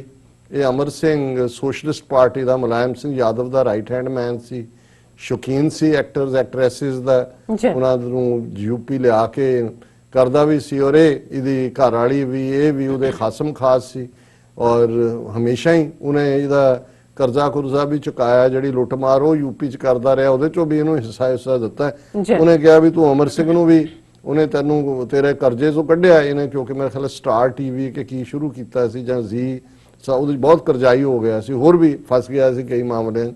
ਉਹਨੇ currently you bootlicked Modi to absorb yourself of Panama papers, ਕਿ ਵੀ ਤੂੰ ਫਿਰ ਸਾਰਿਆਂ ਨੂੰ ਛੱਡ ਕੇ ਫਿਰ ਤੂੰ ਮੋਦੀ, ਕਿਉਂਕਿ ਪਨਾਮਾ ਪੇਪਰਸ ਮੇਨ ਨਾਂ ਇਹਦਾ ਵੱਜਦਾ ਸੀ। ਹੁਣ ਅਖੀਰ 'ਚ ਉਹਨੇ ਕਿਹਾ unfortunately you can not bootlick COVID, may God help you this time, but remember karma is bitch, you can not bootlick karma. ਉਹਨੇ ਕਿਹਾ ਜੀ ਹੁਣ ਤੂੰ ਜਿਹੜਾ ਹੁਣ ਤੈਨੂੰ ਕਰੋਨਾ ਚੰਬੜ ਕੇ ਹੀ ਹੈ, ਇਹਦੀਆਂ ਤਾਂ ਤੂੰ ਜੁੱਤੀਆਂ ਚੱਟ ਨਹੀਂ ਸਕਦਾ। ਤੇ ਇੱਕ ਗੱਲ ਯਾਦ ਰੱਖ ਕੇ ਜਿਹੜਾ ਕਰਮ ਹੁੰਦੇ ਨੇ, ਐਕਸ਼ਨਸ ਹੁੰਦੇ ਨੇ, ਇਹ ਵਿੱਚ ਇਹ ਡੈਣ ਵਾਂਗ ਹੁੰਦੇ ਨੇ, ਕੁੱਤੀ ਵਾਂਗ ਹੁੰਦੇ ਨੇ, ਇਹ ਜਦੋਂ ਚੰਬੜ ਜਾਣ ਇਹਨਾਂ ਨੂੰ ਜਿਹੜਾ ਤੁਸੀਂ ਜਿਹੜੀ ਇਹ ਕਰਮਾਂ ਦਾ as you sow shall you reap, ਇਹਨੂੰ ਤੁਸੀਂ ਬੂਟ ਲਿਕ ਨਹੀਂ ਕਰ ਸਕਦੇ। ਸੋ ਮੈਂ ਕਿਉਂਕਿ ਬਹੁਤ ਸਾਰੇ ਜਿਹੜੇ ਨੇ ਉਹ ਉਸ ਤੋਂ ਜਾਣੂ ਨਹੀਂ ਹੁੰਦੇ ਕਿ ਵੀ ਇਸ ਕਿਸਮ ਦਾ ਬੰਦਾ ਹੈ, ਇਹ ਨਹੀਂ ਹੈ ਕਿ ਵੀ ਕਿਸੇ ਦਾ ਇੱਥੇ ਮਜ਼ਹਬ ਨਾਲ ਜੁੜਿਆ ਹੋਇਆ ਤਾਲੁਕ ਹੈ। ਤੁਸੀਂ ਇਸ ਕਿਸਮ ਦੇ ਲੋਕ ਜਿਹੜੇ ਕਿਸ ਕਿਸਮ ਦੇ ਮੌਕਾ ਪ੍ਰਸਤ ਨੇ, ਉਹਨਾਂ ਦੀ ਗੱਲ ਹੈ, ਜਿਨ੍ਹਾਂ ਚੋਂ ਅਮਿਤਾਭ ਬੱਚਨ ਔਰ ਉਹਨੇ ਕਿਵੇਂ ਇੰਨੀਆਂ ਸ਼ੇਡਸ ਬਦਲੀਆਂ, ਉਹ ਕਿਵੇਂ ਇੰਦਰਾ ਗਾਂਧੀ ਦੀ ਕਾਂਗਰਸ ਤੋਂ ਵਾਇਆ ਸ਼ਿਵ ਸੈਨਾ, ਬਾਲ ਠਾਕਰੇ, ਫਿਰ ਸੋਸ਼ਲਿਸਟ ਅਮਰ ਸਿੰਘ ਐਂਡ ਫਿਰ ਹੁਣ ਮੋਦੀ, ਔਰ ਜਿਹੜਾ ਜ਼ਾਹਰ ਹੈ ਕਿ ਵੀ ਹਿੰਦੂਤਵਾ ਦਾ ਵੀ ਝੰਡਾ ਬਰਦਾਰ। ਔਰ ਹੁਣ ਜੇ ਮੋਦੀ ਨੇ ਕਿਹਾ ਕਿ ਭਾਈ खिड़की में खड़े हो जाओ 8 बजे और घंटी बजाओ, थाली बजाओ, चमचा बजाओ, ਤੇ ਅਮਿਤਾਭ ਬੱਚਨ ਸਭ ਤੋਂ ਪਹਿਲਾਂ, ਕਿਉਂਕਿ ਉਹਨਾਂ ਦਾ ਪੋਸਟਰ ਬॉय ਹੈ, ਚਮਚੇ ਖੜਕਾ ਰਿਹਾ ਸੀ। ਖੈਰ ਹੁਣ ਅਸੀਂ ਗੱਲ ਕਰਦੇ ਹਾਂ ਕਿ ਯੂਰਪੀਅਨ ਯੂਨੀਅਨ ਦੇ ਨਾਲ ਵਿਤਨਾਮ ਦਾ, ਔਰ ਇਹ ਖਬਰ ਜਿਹੜੀ ਪ੍ਰੋਮੀਨੈਂਟਲੀ ਤਾਂ ਕੀ ਲੱਗਣੀ ਸੀ, ਉੱਥੇ ਕਿਸੇ ਦੇ ਕਾਲਮ ਵੀ ਨਹੀਂ ਬਣਿਆ ਹੋਇਆ। European union's free trade agreement with Vietnam leaves India fuming. ਹੁਣ ਵਿਤਨਾਮ, ਔਰ ਇਹਦੇ 'ਚ ਇੱਕ ਗੱਲ ਵਿਤਨਾਮ ਦੇ ਹਵਾਲੇ ਨਾਲ ਇਹ ਵੀ ਦੇਖਣ ਵਾਲੀ ਹੈ ਕਿ ਜਿਹੜਾ ਇੰਡੀਆ ਇਹ ਹੋਪ ਕਰਦਾ ਸੀ ਕਿ ਜੀ ਜਿਹੜੇ ਚਾਈਨਾ ਤੋਂ ਬਿਜ਼ਨੈਸਿਸ ਨਿਕਲਣਗੇ ਅਮਰੀਕਾ ਦੇ, ਜਿਵੇਂ ਸੈਂਕਸ਼ਨਸ ਔਰ ਦੂਜੇ ਤੀਜੇ ਥੱਲੇ ਟਰੰਪ ਨੇ ਹਾਰਡ ਸਟੈਂਸ ਲਿਆ ਹੈ, ਇੰਡੀਆ ਨੇ ਕਿਹਾ ਜੀ ਮੈਂ ਗੁਆਂਢ 'ਚ ਬੈਠਾ, ਵੱਡੀ ਡੈਮੋਕ੍ਰੇਸੀ, ਮੇਰੇ ਆ ਜਾਣਗੇ। ਹੁਣ ਜਿਹੜਾ ਚਾਈਨਾ ਇੰਡੀਆ ਇੱਕ ਕਨਫਲਿਕਟ ਹੈ, ਇੱਕ ਤਾਂ ਵੈਸੇ ਇੰਡੀਆ ਦੇ ਪੱਲੇ ਕੁਝ ਨਹੀਂ ਹੈ, ਨਾ ਇਨਫਰਾਸਟ੍ਰਕਚਰ ਹੈ, ਨਾ ਕੁਝ ਹੋਰ ਹੈ, ਪਰ ਇਸ ਗੱਲ ਨੇ ਵੀ ਜਿਹੜਾ ਇਹ ਦੱਸ ਦਿੱਤਾ ਕਿ ਵੀ ਇੱਥੇ ਤਾਂ ਜਦੋਂ ਮਰਜ਼ੀ ਚੀਨ ਆ ਵੜੇਗਾ ਔਰ ਇੰਡੀਆ ਦੇ ਨਾਲ ਹੋਏਗਾ। ਉਹ ਉਹਨਾਂ ਨੇ ਜਿਹੜੇ ਇਨਵੈਸਟਰ ਸੀ, ਜਿਹੜੇ ਥੋੜੇ ਬਹੁਤ ਨਿਕਲੇ, ਵੀ ਬਹੁਤੇ ਤਾਂ ਨਿਕਲੇ ਹੀ ਨਹੀਂ ਹੈ, ਉਹਨਾਂ ਨੇ ਉੱਥੇ ਹੀ ਰੱਖਿਆ, ਉਹ ਜਾਂ ਵਿਤਨਾਮ ਨੂੰ ਮੁੜ ਗਏ, ਜਾਂ ਸਾਊਥ ਕੋਰੀਆ ਵੱਲ ਦੇਖ ਰਹੇ ਨੇ, ਜਾਂ ਕੋਈ ਤਾਈਵਾਨ ਵੱਲ ਵੀ। ਹਾਲਾਂਕਿ ਹਾਂਗਕਾਂਗ ਵੀ ਜਿਹੜਾ ਉਹ ਨਹੀਂ ਰਿਹਾ ਪ੍ਰੋਪਰ ਜਿਸ ਕਿਸਮ ਦਾ ਮਾਹੌਲ ਬਣਿਆ ਹੋਇਆ। ਹੁਣ ਇਸ ਸਾਰੇ ਦੇ ਵਿੱਚ ਜਿਹੜੀ ਵਿਤਨਾਮ ਹੈ, ਔਰ ਖਾਸ ਤੌਰ ਤੇ ਜਦੋਂ ਇਹ ਵਿਤਨਾਮ ਦੀ ਮੰਡੀ ਦੀ ਗੱਲ ਹੋ ਰਹੀ ਹੈ, ਉਸ ਦੇ ਹਵਾਲੇ ਨਾਲ ਮੈਂ ਇਹ ਦੱਸ ਦਿਆਂ ਕਿ ਵੀ ਜੋ ਟੈਕਸਟਾਈਲ ਇੰਡਸਟਰੀ ਇਹਦੇ ਨਾਲ ਜੁੜਿਆ ਹੋਇਆ ਜੇ ਪਾਰਟ ਤੁਸੀਂ ਦੇਖਣਾ ਹੋਏ ਕਿ ਵੀ ਇਹ ਜਿਹੜਾ ਵਿਤਨਾਮ ਦਾ ਇਸ ਸਾਰੇ ਦੇ ਨਾਲ ਕੀ ਤਾਲੁਕ ਹੈ, ਜਿਹੜਾ ਫ੍ਰੀ ਟ੍ਰੇਡ ਯੂਰਪੀਅਨ ਯੂਨੀਅਨ ਨੇ ਕੀਤਾ, ਔਰ ਇਸ ਸਾਰੇ ਨਾਲ ਕਿੰਨਾ ਫਰਕ ਪਏਗਾ ਇੰਡੀਆ ਨੂੰ, ਇਸ ਦੇ ਉੱਤੇ ਜਿਹੜੀ ਹੈ ਪਿਛਲੇ ਸਾਲ ਇੰਡੀਆ ਨੇ ਯੂਰਪੀਅਨ ਯੂਨੀਅਨ ਨੂੰ ਜਿਹੜੇ ਐਕਸਪੋਰਟ ਕੀਤੇ ਗਾਰਮੈਂਟ, ਉਹ 4.47 ਬਿਲੀਅਨ ਯੂਰੋ, ਕਿਉਂਕਿ ਯੂਰਪੀਅਨ ਯੂਨੀਅਨ ਦੀ ਆਪਣੀ ਕਰੰਸੀ ਹੈ। ਜਿਵੇਂ ਇੰਗਲੈਂਡ ਨੇ ਭਾਵੇਂ ਯੂਰਪੀਅਨ ਯੂਨੀਅਨ ਜੁਆਇਨ ਕੀਤੀ, ਆਪਣਾ ਪੌਂਡ ਨਹੀਂ ਛੱਡਿਆ, ਜਾਂ ਦੁਨੀਆ 'ਚ ਸਟੈਂਡਰਡ ਕਰੰਸੀ ਡਾਲਰ ਹੈ, ਪਰ ਯੂਰਪੀਅਨ ਯੂਨੀਅਨ ਦਾ ਜਿਹੜਾ ਉਹ ਯੂਰੋ ਹੈ। ਔਰ ਇੰਡੀਆ ਨੇ ਜਿਹੜਾ ਗਾਰਮੈਂਟ ਐਕਸਪੋਰਟ ਕੀਤਾ 4.47 ਬਿਲੀਅਨ, ਉਹ ਜਿਹੜਾ ਘਟ ਕੇ ਈਵਨ ਇਸ ਵਰੇ 'ਚ ਹੀ ਉਹ 4.31 ਬਿਲੀਅਨ ਤੇ ਆ ਗਿਆ, ਘਟਿਆ। ਬੰਗਲਾਦੇਸ਼ ਦੀ ਜਿਹੜੀ ਐਕਸਪੋਰਟ ਹੈ ਉਹ ਇਹਦੇ 'ਚ 12.62 ਬਿਲੀਅਨ ਸੀ ਪਿਛਲੇ ਸਾਲ 'ਚ, ਇਸ ਸਾਲ 'ਚੋਂ ਵੱਧ ਕੇ 15 ਬਿਲੀਅਨ ਯੂਰੋ ਤੱਕ ਪਹੁੰਚਿਆ। ਕੰਬੋਡੀਆ ਜਿਸ ਦੀ ਜਿਹੜੀ ਹੈ 2.71 ਯੂਰੋ ਸੀ ਬਿਲੀਅਨ, 2.71 ਬਿਲੀਅਨ ਯੂਰੋਜ਼, ਉਹ ਵੱਧ ਕੇ 3.30 ਬਿਲੀਅਨ ਯੂਰੋ ਤੱਕ ਪਹੁੰਚਿਆ। ਈਵਨ ਪਾਕਿਸਤਾਨ ਜਿਨ੍ਹਾਂ ਦੀ ਇਹ ਜਿਹੜੀ ਹੈ ਰੈਡੀਮੇਡ ਗਾਰਮੈਂਟ ਐਕਸਪੋਰਟ 2.23 ਬਿਲੀਅਨ ਸੀ, 2.23 ਬਿਲੀਅਨ ਯੂਰੋ, ਉਹ ਵੀ ਪਿਛਲੇ ਸਾਲ 'ਚ ਵੱਧ ਕੇ 2.70 ਬਿਲੀਅਨ ਯੂਰੋ ਤੱਕ ਪਹੁੰਚੀ ਹੈ। ਸੋ ਈਵਨ ਇੰਡੀਆ ਆਲਰੇਡੀ ਡਿਕਲਾਈਨ 'ਚ ਸੀ ਇਸ ਵਰੇ 'ਚ ਵੀ, ਜਿਹਦੇ 'ਚ ਕਿ ਪਾਕਿਸਤਾਨ ਨੇ ਵੀ ਬੀਟ ਕੀਤਾ ਉਹਨੂੰ, ਔਰ ਕੰਬੋਡੀਆ ਨੇ ਕੀਤਾ, ਬੰਗਲਾਦੇਸ਼ ਨੇ ਕੀਤਾ। ਪਰ ਹੁਣ ਐਸਾ ਕੀ ਹੋਇਆ ਕਿ ਇੰਡੀਆ ਫਿਊਮਿੰਗ, ਇਹ ਹੈਡਲਾਈਨ ਹੈ ਕਿ ਵੀ ਉਹਦੇ ਥੱਲੇ ਹੋਇਆ ਕਿ European union's free trade agreement Vietnam has come as a big blow to India. India has started trade talks with European Union and is open to dialogue with the United Kingdom for a free trade agreement, Commerce and Industry Minister Piyush Goyal said on Saturday. We already a free trade India ਕਰਨਾ ਚਾਹੁੰਦਾ ਸੀ, European Union ਨਾਲ separately, England ਨਾਲ separately, ਪਰ in between ਜਿਹੜੇ ਉਹਨਾਂ ਨੇ European union ਨੇ ਵਿਤਨਾਮ ਦੇ ਨਾਲ ਫ੍ਰੀ ਟ੍ਰੇਡ ਐਗਰੀਮੈਂਟ ਕਰ ਲਿਆ, ਜਿਹਦੇ ਥੱਲੇ 99% of customs duty will be free, which enables Vietnam services and public procurement markets to European Union companies. ਉਹਨਾਂ ਨੇ ਡੀਲ ਕੀਤੀ, ਉਹਨਾਂ ਨੇ ਕਿਹਾ ਜੀ 99% ਜਿਹੜਾ ਤੁਹਾਡੇ ਨਾਲ ਅਸੀਂ ਟ੍ਰੇਡ ਕਰਾਂਗੇ ਉਹਦੇ ਤੇ ਕੋਈ ਡਿਊਟੀ ਨਹੀਂ ਹੋਏਗੀ। ਔਰ ਇਹ ਜਿਹੜਾ ਇਸ ਸਾਰੇ ਤੇ India's neighbours including Bangladesh, Sri Lanka, Cambodia and Pakistan currently ship apparel to European Union at zero duty, while India's trade agreement with the European Union features a 9.6% tax rate. Already ਇਹ ਜਿਹੜੇ ਨੇਬਰ ਜਿਨ੍ਹਾਂ 'ਚ ਪਾਕਿਸਤਾਨ ਵੀ ਸ਼ਾਮਲ ਹੈ, ਉਹ ਉਹਦੀ ਤਾਂ ਹੀ ਟ੍ਰੇਡ ਵਧੀ ਹੈ ਕਿ ਡਿਊਟੀ ਫ੍ਰੀ ਭੇਜਦੇ ਨੇ, ਔਰ ਇੰਡੀਆ ਦੇ ਨਾਲ 9.6% ਟੈਕਸ ਰੇਟ ਹੈ। ਹੁਣ ਇਸ ਸਾਰੇ ਦੇ ਨਾਲ ਇਹ ਹੋਇਆ ਕਿ ਵੀ ਉਹਨਾਂ ਦੇ ਮੈਨੇਜਿੰਗ ਡਾਇਰੈਕਟਰ ਮੈਟ੍ਰਿਕਸ ਕਲੋਥਿੰਗ ਦੇ ਨੇ ਕਿਹਾ, the clear tariff differential in European Union market will add to our already stark disadvantages in other areas such as logistics, costs and further erode our competitiveness vis-a-vis Vietnam, said Gautam Nair, manager. ਉਹਨੇ ਕਿਹਾ ਜੀ already ਅਸੀਂ ਥੱਲੇ ਨੂੰ ਜਾ ਰਹੇ ਸੀ, ਹੁਣ 99% ਉਹਨਾਂ ਨਾਲ ਜਿਹੜਾ ਯੂਰਪੀਅਨ ਯੂਨੀਅਨ ਨੇ ਡੀਲ ਕੀਤੀ ਉਹ ਟ੍ਰੇਡ ਫ੍ਰੀ ਹੈ ਤੇ ਸਾਡਾ 9.6% ਆ। ਸਾਡਾ ਬੁਰਾ ਹਾਲ ਹੋਏਗਾ। ਉਹਨੇ ਕਿਹਾ Indian exporters are apprehensive about losing their markets in the European Union to Vietnam for key products where its competitor will soon have the advantage of duty-free access because of its free trade agreement with European Union।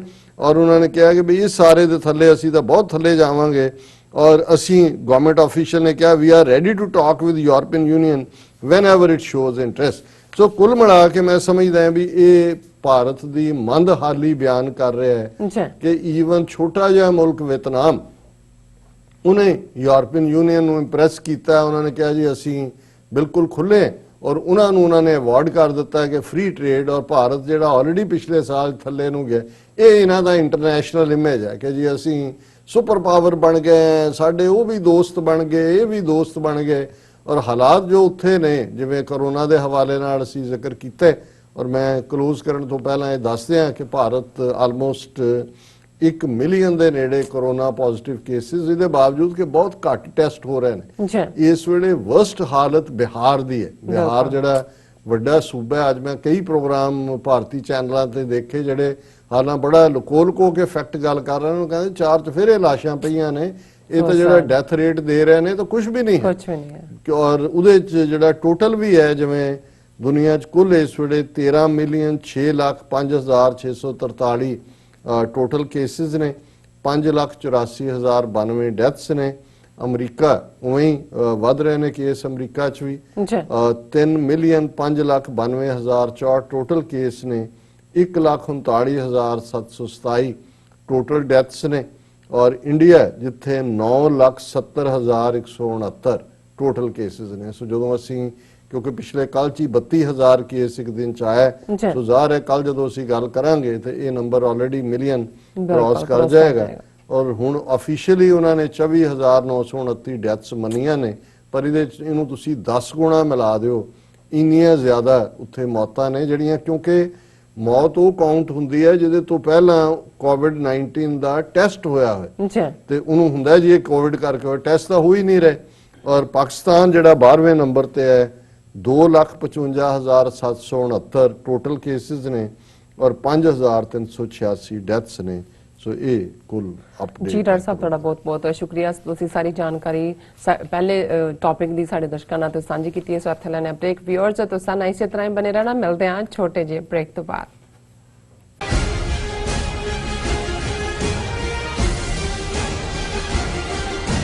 ਕੀ ਤੁਹਾਨੂੰ 30, 40 ਜਾਂ 50 ਦਿਨ wait ਕਰਨੀ ਪੈ ਰਹੀ ਹੈ ਤੁਹਾਡੇ check ਲਈ? ਫਿਰ ਬ੍ਰੋਕਰਾਂ ਪਿੱਛੇ ਭੱਜਦੇ ਫਿਰਦੇ ਹੋ ਪੈਸੇ ਲਈ, ਬਹੁਤ ਜ਼ਿਆਦਾ ਟਾਈਮ ਵੇਸਟ ਹੋ ਜਾਂਦਾ ਇੱਦਾਂ ਤਾਂ। ਜੇ ਤੁਸੀਂ ਅੱਜ ਹੀ ਪੈਸੇ ਲੈਣੇ ਤਾਂ ਬੌਬਟੇਲ ਨੂੰ ਕਾਲ ਕਰੋ। ਬੌਬਟੇਲ ਤੁਹਾਡੀਆਂ ਇਨਵੌਇਸਿਸ ਸੇਮ ਡੇ ਫੰਡ ਕਰ ਸਕਦੇ ਹਾਂ for a small fee, no contract, no reserve and no hidden fees। ਅੱਜ ਹੀ ਕਾਲ ਕਰੋ ਬੌਬਟੇਲ ਨੂੰ ਤੇ ਤੁਹਾਡਾ ਪਹਿਲਾ ਮਹੀਨਾ ਫ੍ਰੀ। 410-204-2084 ਅਗੇਨ 410-204-2084। ਇਹ ਦੋ ਵਿਚਾਰਧਾਰਾਵਾਂ ਵਿਚਾਲੇ ਟੱਕਰ ਦੀ ਵਾਰਤਾ ਹੈ। ਇਹ ਕਿਤਾਬ ਪੁਜਾਰੀ ਦੀ ਸਮਰੱਥਾ ਤੇ ਤਿੱਖਾ ਪ੍ਰਹਾਰ ਕਰਦੀ ਹੈ। ਨਾਸਤਕ ਵਿਚਾਰਧਾਰਾ ਵਾਲਿਆਂ ਵੱਲੋਂ ਉਠਾਏ ਗਏ ਸਵਾਲ ਗੁਰੂ ਨਾਨਕ ਸਾਹਿਬ ਜੀ ਦੇ ਸਵਾਲਾਂ ਨਾਲ ਬਹੁਤ ਮੇਲ ਖਾਂਦੇ ਹਨ। ਫਰਕ ਇੰਨਾ ਹੈ ਕਿ ਨਾਸਤਕ ਲੋਕ ਆਪਣੇ ਸਵਾਲਾਂ ਦੇ ਜਵਾਬ ਪੁਜਾਰੀ ਕੋਲੋਂ ਭਾਲਦੇ ਹਨ, ਜਦਕਿ ਗੁਰੂ ਨਾਨਕ ਸਾਹਿਬ ਜੀ ਉਹਨਾਂ ਦਾ ਜਵਾਬ ਸਰਬ ਵਿਆਪਕ ਨਿਹਚਲ ਹੁਕਮ ਦੀ ਅਗਵਾਈ ਵਿੱਚੋਂ ਰੋਸ਼ਨਾਉਂਦੇ ਹਨ। Sole enemy of a Sikh Brahminism English ਵਿੱਚ, ਜਾਂ ਸਿੱਖ ਦਾ ਇੱਕੋ ਵੈਰੀ ਬ੍ਰਾਹਮਣਵਾਦ ਪੰਜਾਬੀ ਵਿੱਚ, ਗੁਰਪ੍ਰੀਤ ਸਿੰਘ ਜੀਪੀ ਵੱਲੋਂ ਲਿਖੀ ਕਿਤਾਬ ਹੁਣੇ ਮੰਗਵਾਓ ਜੀ। ਤੁਸੀਂ Amazon, Barnes and Noble ਜਾਂ Flipkart ਆਨਲਾਈਨ ਪਲੇਟਫਾਰਮਸ ਤੋਂ ਆਰਡਰ ਕਰ ਸਕਦੇ ਹੋ। Are you tired of property violations, ECB court hearings wasting your time? AM Expediting Drafting and Design is the solution for your problems. AM Expediting Drafting and Design offers services that range from architectural drawings to expediting services to DOB, FDNY, and other agencies. Or visit their location at 116-15 Myrtle Avenue in Richmond Hill. Call AM Expediting Drafting and Design now at 718 725-0059.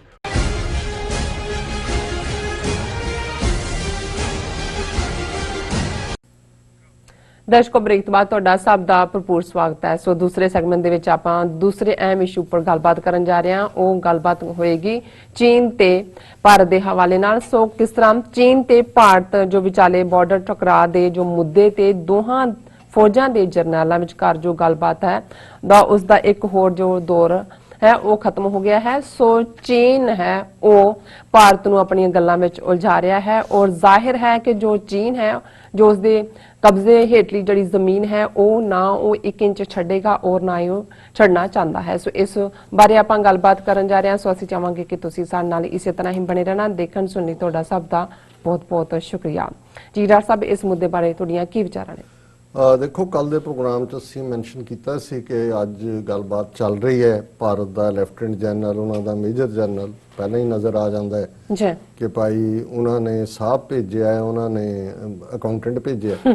ਸੋ ਜ਼ਾਹਰ ਹੈ ਕਿ ਵੀ ਕੱਲ ਦੇ programme ਜਦੋਂ ਅਸੀਂ ਕਰ ਰਹੇ ਸੀ ਉਹ ਤਾਂ ਖਬਰ ਨਹੀਂ ਸੀ। ਹੁਣ ਇਹ ਗੱਲ ਆਈ ਸਾਹਮਣੇ ਕਿ 15 ਘੰਟੇ ਦੀ ਗੱਲਬਾਤ ਇਹਨਾਂ ਦੇ ਲੈਫਟੀਨੈਂਟ ਜਨਰਲ ਔਰ ਉਹਨਾਂ ਦੇ ਮੇਜਰ ਜਨਰਲ ਵਿਚਾਲੇ, ਔਰ ਜ਼ਾਹਰ ਹੈ ਉਹਦੇ 'ਚ ਪੂਰੀ ਮਿਲਟਰੀ ਟੀਮਸ ਵੀ ਹੁੰਦੀਆਂ ਨੇ ਜਿਹੜੀਆਂ ਡਿਫੈਂਸ ਲਾਈਨ ਤੇ ਗੱਲ ਕਰਦੀਆਂ, ਫਿਰ ਫੋਰਨ ਅਫੇਅਰਸ ਦੀਆਂ ਵੀ ਹੁੰਦੀਆਂ। ਉਹ ਤਾਂ ਫੇਸ ਹੀ ਹੁੰਦੇ ਨੇ ਜੀ, ਕਿਨੇ ਕਿਤੇ ਸਾਹਮਣੇ ਬਹਿਣਾ। ਪੂਰਾ ਇੱਕ ਜਿਹੜਾ ਹੈ ਉਹ ਮਿਨਿਸਕਿਊਲ ਲੈਵਲ ਦੇ ਉੱਤੇ ਵਰਕਆਊਟ ਕੀਤੀਆਂ ਹੁੰਦੀਆਂ ਨੇ ਡੀਟੇਲਸ। ਲੇਕਿਨ ਜ਼ਾਹਰ ਹੁੰਦਾ ਹੈ ਕਿ ਵੀ ਜਦੋਂ ਤੁਸੀਂ ਗੱਲਬਾਤ ਦੇ ਟੇਬਲ ਤੇ ਬੈਠਦੇ ਹੋ ਉਸ ਤੋਂ ਪਹਿਲਾਂ ਤੁਸੀਂ ਇੱਕ ਗੋਲ ਬਣਾ ਕੇ ਜਾਂਦੇ ਹੋ। ਜਿਵੇਂ ਅਮਰੀਕਾ 'ਚ ਰਹਿੰਦੇ ਆ, ਜੇ ਮੈਂ ਕੁਝ ਸਿੱਖਿਆ ਤਾਂ ਇੱਕ ਗੱਲ ਉਹਦੇ 'ਚੋਂ ਇਹ ਜ਼ਰੂਰ ਹੈ ਕਿ ਅਮਰੀਕਨ ਜਦੋਂ ਵੀ ਕੋਈ ਆਪਣੀ ਪਲਾਨ ਬਣਾਉਂਦੇ ਨੇ, ਭਾਵੇਂ ਉਹਨਾਂ ਦੀ ਵਾਰ ਪਲਾਨ ਹੈ ਜਾਂ ਈਵਨ ਪੀਸ ਨੈਗੋਸ਼ੀਏਸ਼ਨਸ ਨੇ, ਉਹਦੇ 'ਚ ਸਭ ਤੋਂ ਪਹਿਲਾਂ ਹੁੰਦਾ ਹੈ ਵਰਸਟ ਸਿਨੈਰੀਓ। ਬਿਲਕੁਲ, ਕਿ ਬਦਤਰ ਕੀ ਹੋਏਗਾ, ਤੇ ਫਿਰ ਉਹ ਕਰਦੇ ਨੇ ਗੁੱਡ ਸਿਨੈਰੀਓ ਕਿ ਵੀ ਵਰਸਟ ਸਿਨੈਰੀਓ 'ਚ ਕੀ ਹੈ, ਕੌਣ ਕੀ ਜਿਹੜਾ ਹੈ ਉਹ ਗੱਲਬਾਤ ਹੀ ਟੁੱਟ ਜਾਏ, ਹੁੰਦੇ ਵਿੱਚੋਂ ਹੀ ਦੂਜੀ ਧਿਰ ਉੱਠ ਕੇ ਚਲੀ ਜਾਏ, ਜੋ ਤੁਸੀਂ ਦੇ ਰਹੇ ਹੋ ਮੰਗਾਂ ਕਰ ਰਹੇ ਹੋ ਕਾਗਜ਼ ਫਾੜ ਕੇ ਸੁੱਟ ਕੇ ਆਪਣਾ ਕਾਗਜ਼ ਤੁਹਾਨੂੰ ਕਹਿਣ ਕਿ ਵੀ ਇਹ ਜੇ ਮਨਜ਼ੂਰ ਹੈ ਤੇ ਲੈ ਲਓ, ਨਹੀਂ ਤੇ ਗੈਟ ਆਊਟ। ਇਹ ਸਾਰੇ ਵਰਸਟ ਸਿਨੈਰੀਓ ਨੇ, ਹੁੰਦੇ ਨੇ ਦੁਨੀਆ 'ਚ। ਔਰ ਹਮੇਸ਼ਾ ਜਦੋਂ ਗੱਲਬਾਤ ਹੁੰਦੀ ਹੈ, ਗੱਲਬਾਤ ਦੀ ਟੇਬਲ ਦੇ ਉੱਤੇ ਉਹ ਫਰੋਮ ਸਟਰੈਂਥ ਹੁੰਦੀ ਹੈ, ਕਿਉਂਕਿ ਇਹ ਕਦੇ ਵੀ ਕਿਸੇ ਲੈਵਲ ਦੇ ਉੱਤੇ ਵੀ ਉਹ ਭਾਵੇਂ ਬਿਜ਼ਨਸ ਪਾਰਟਨਰਸ ਦੇ ਵਿੱਚ ਵੀ ਜਿਹੜੀ ਨੈਗੋਸ਼ੀਏਸ਼ਨ ਹੁੰਦੀ ਹੈ, ਜੇ ਇੱਕ ਦੇ 51% ਰਾਈਟਸ ਨੇ ਕਾਨੂੰਨੀ ਤੌਰ ਦੇ, ਇੱਕ ਦੇ 49% ਨੇ, ਦੇਖਣ ਨੂੰ ਭਾਵੇਂ 1% ਦਾ ਹੀ ਫਰਕ ਹੈ ਵਿੱਚ, ਲੇਕਿਨ 51% ਦਾ ਮਤਲਬ ਕਿ ਐਬਸੋਲੂਟ ਰਾਈਟਸ ਜਿਹੜੇ ਨੇ ਉਹ ਇਕੁਅਲ ਨੇ। ਸੋ ਜ਼ਾਹਰ ਹੈ 49% ਨੂੰ ਤਾਂ ਜੋ ਸੁੱਟੇਗਾ ਉਹਦੇ ਲਈ ਜਾਂ ਉਹ ਲੈ ਲੇ, ਅਦਰਵਾਈਜ਼ ਉਹ ਬਾਹਰ ਹੈ, ਉਹ ਕਰ ਕੁਛ ਨਹੀਂ ਸਕਦਾ, ਕਿਉਂਕਿ ਜਦੋਂ ਕੋਰਟ ਦੇ ਵਿੱਚ ਵੀ ਜਾਏਗਾ ਹੀ ਇਜ਼ ਦਾ ਐਕਸਕਲੂਸਿਵ ਜਿਹੜੀ ਉਹਦੇ ਕੋਲ ਪਾਵਰ ਹੈ। ਸੋ ਇਸੇ ਤਰ੍ਹਾਂ ਜੰਗ ਦੇ ਮੈਦਾਨ 'ਚ ਵੀ ਜਿਹੜੀਆਂ ਤੁਸੀਂ ਨੈਗੋਸ਼ੀਏਸ਼ਨ ਜਿਹਨੂੰ ਕਿਹਾ ਜਾਂਦਾ, ਜਦੋਂ ਮਿਲਟਰੀ ਲੈਵਲ ਤੇ ਹੁੰਦਾ ਉਹ ਤਾਂ ਸਰੈਂਡਰ ਹੁੰਦਾ, ਉਹਦੀ ਤੁਹਾਡੀ ਪ੍ਰੋਸੀਜਰ ਹੁੰਦਾ ਜਦੋਂ ਤੁਸੀਂ ਦੋ ਆਰਮੀਜ਼ ਜਿੱਤ ਜਾਂਦੀਆਂ, ਇੱਕ ਜਿੱਤਦੀ ਹੈ ਇੱਕ ਹਾਰਦੀ ਹੈ। ਸੋ ਇਸੇ ਤਰ੍ਹਾਂ ਜਦੋਂ ਕੋਈ ਔਨਗੋਇੰਗ ਜਿਹੜਾ ਕਨਫਲਿਕਟ ਹੁੰਦਾ ਹੈ, ਜਿਵੇਂ ਜੇ ਅਸੀਂ ਚਾਈਨਾ ਭਾਰਤ ਕਨਫਲਿਕਟ ਦੀ ਗੱਲ ਕਰੀਏ ਜਿਸ ਦੀਆਂ ਜੜ੍ਹਾਂ 1962 ਦੇ ਵਿੱਚ ਜਾ ਕੇ ਜੁੜਦੀਆਂ ਨੇ, ਉਸ ਤੋਂ ਵੀ ਪਹਿਲਾਂ 1959 ਦੇ ਵਿੱਚ ਜਦੋਂ ਕਿ ਚੀਨ ਨੇ ਆਫਰ ਕੀਤਾ ਕਿ ਭਾਈ ਸਟ੍ਰੇਟਨ ਆਊਟ ਕਰ ਲਓ, ਚੀਨ ਦੇ ਲਈ ਉਸ ਤੋਂ ਵੀ ਪਹਿਲਾਂ 1912-13 ਦੀ ਮੈਕਮੋਹਨ ਲਾਈਨ ਦੇ ਵਿੱਚ, ਭਾਰਤ ਲਈ 1947 ਜਦੋਂ ਕਿ ਅੰਗਰੇਜ਼ ਗਏ ਔਰ ਉਹ ਅਨਮਾਰਕਡ ਉਹਨਾਂ ਦੀ ਬਾਉਂਡਰੀ ਹੈ, ਕੋਈ ਇੰਟਰਨੈਸ਼ਨਲ ਬਾਰਡਰ ਤਾਂ ਹੈ ਨਹੀਂ।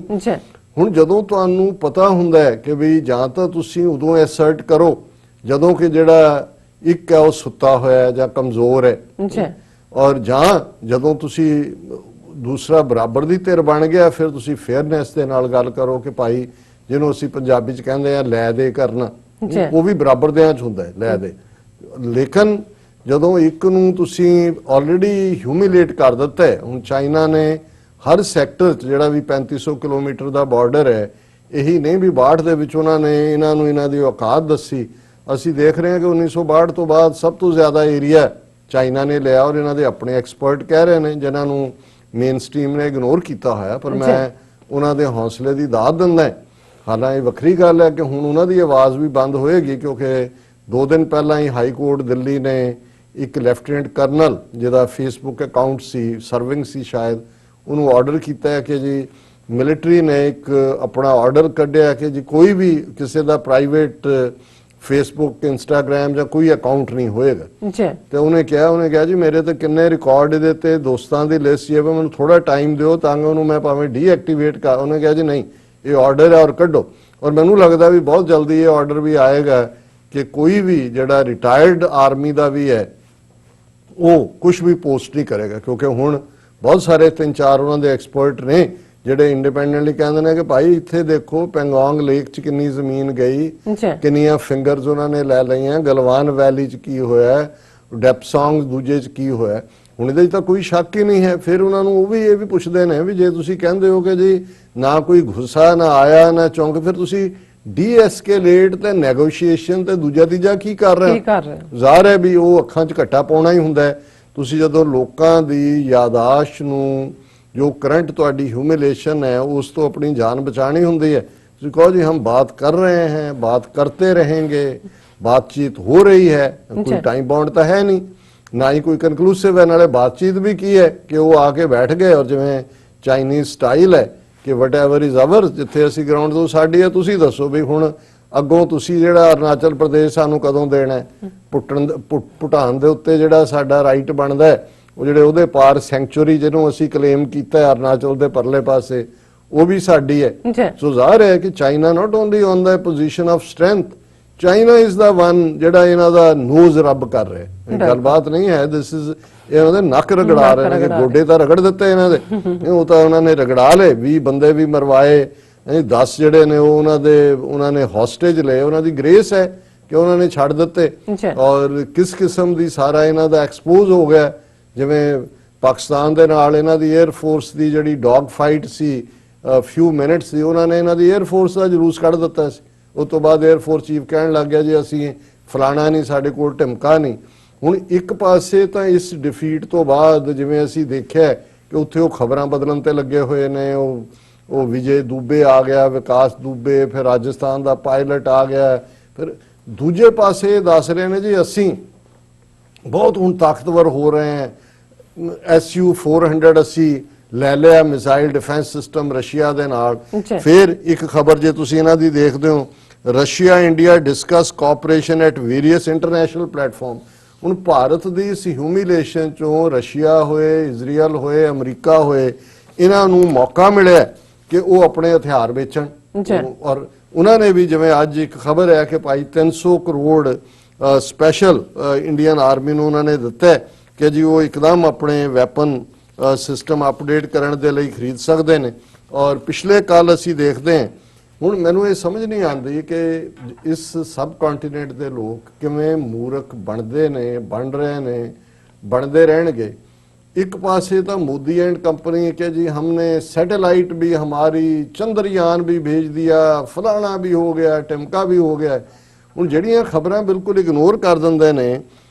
2 दिन पहला इन्हां ने हुण इन्हां दियां जदों अंग्रेज़ां ने सब कॉन्टीनेंट छड्डिया जिन्नियां ऑर्डीनेंस फैक्टरीज सी जिन्नियां वो बहुतियां भारत च रहीआं, पाकिस्तान दे कोल तां 1 ਜਾਂ 2 ही आईआं। ਹੁਣ ਸਭ ਤੋਂ ਜਿਹੜੀ ਮਿਨੀਮਮ ਚੀਜ਼ ਹੁੰਦੀ ਹੈ ਬੰਦੂਕ। ਬਿਲਕੁਲ। ਹੁਣ ਤੁਸੀਂ ਆਤਮ ਨਿਰਭਰ ਭਾਰਤ ਕਹਿ ਰਹੇ ਹੋ ਕਿ ਜੀ ਅਸੀਂ ਬਹੁਤ, ਤੁਸੀਂ ਹੋਰ ਤਾਂ ਕੀ ਬਣਾਣਾ ਹੈ।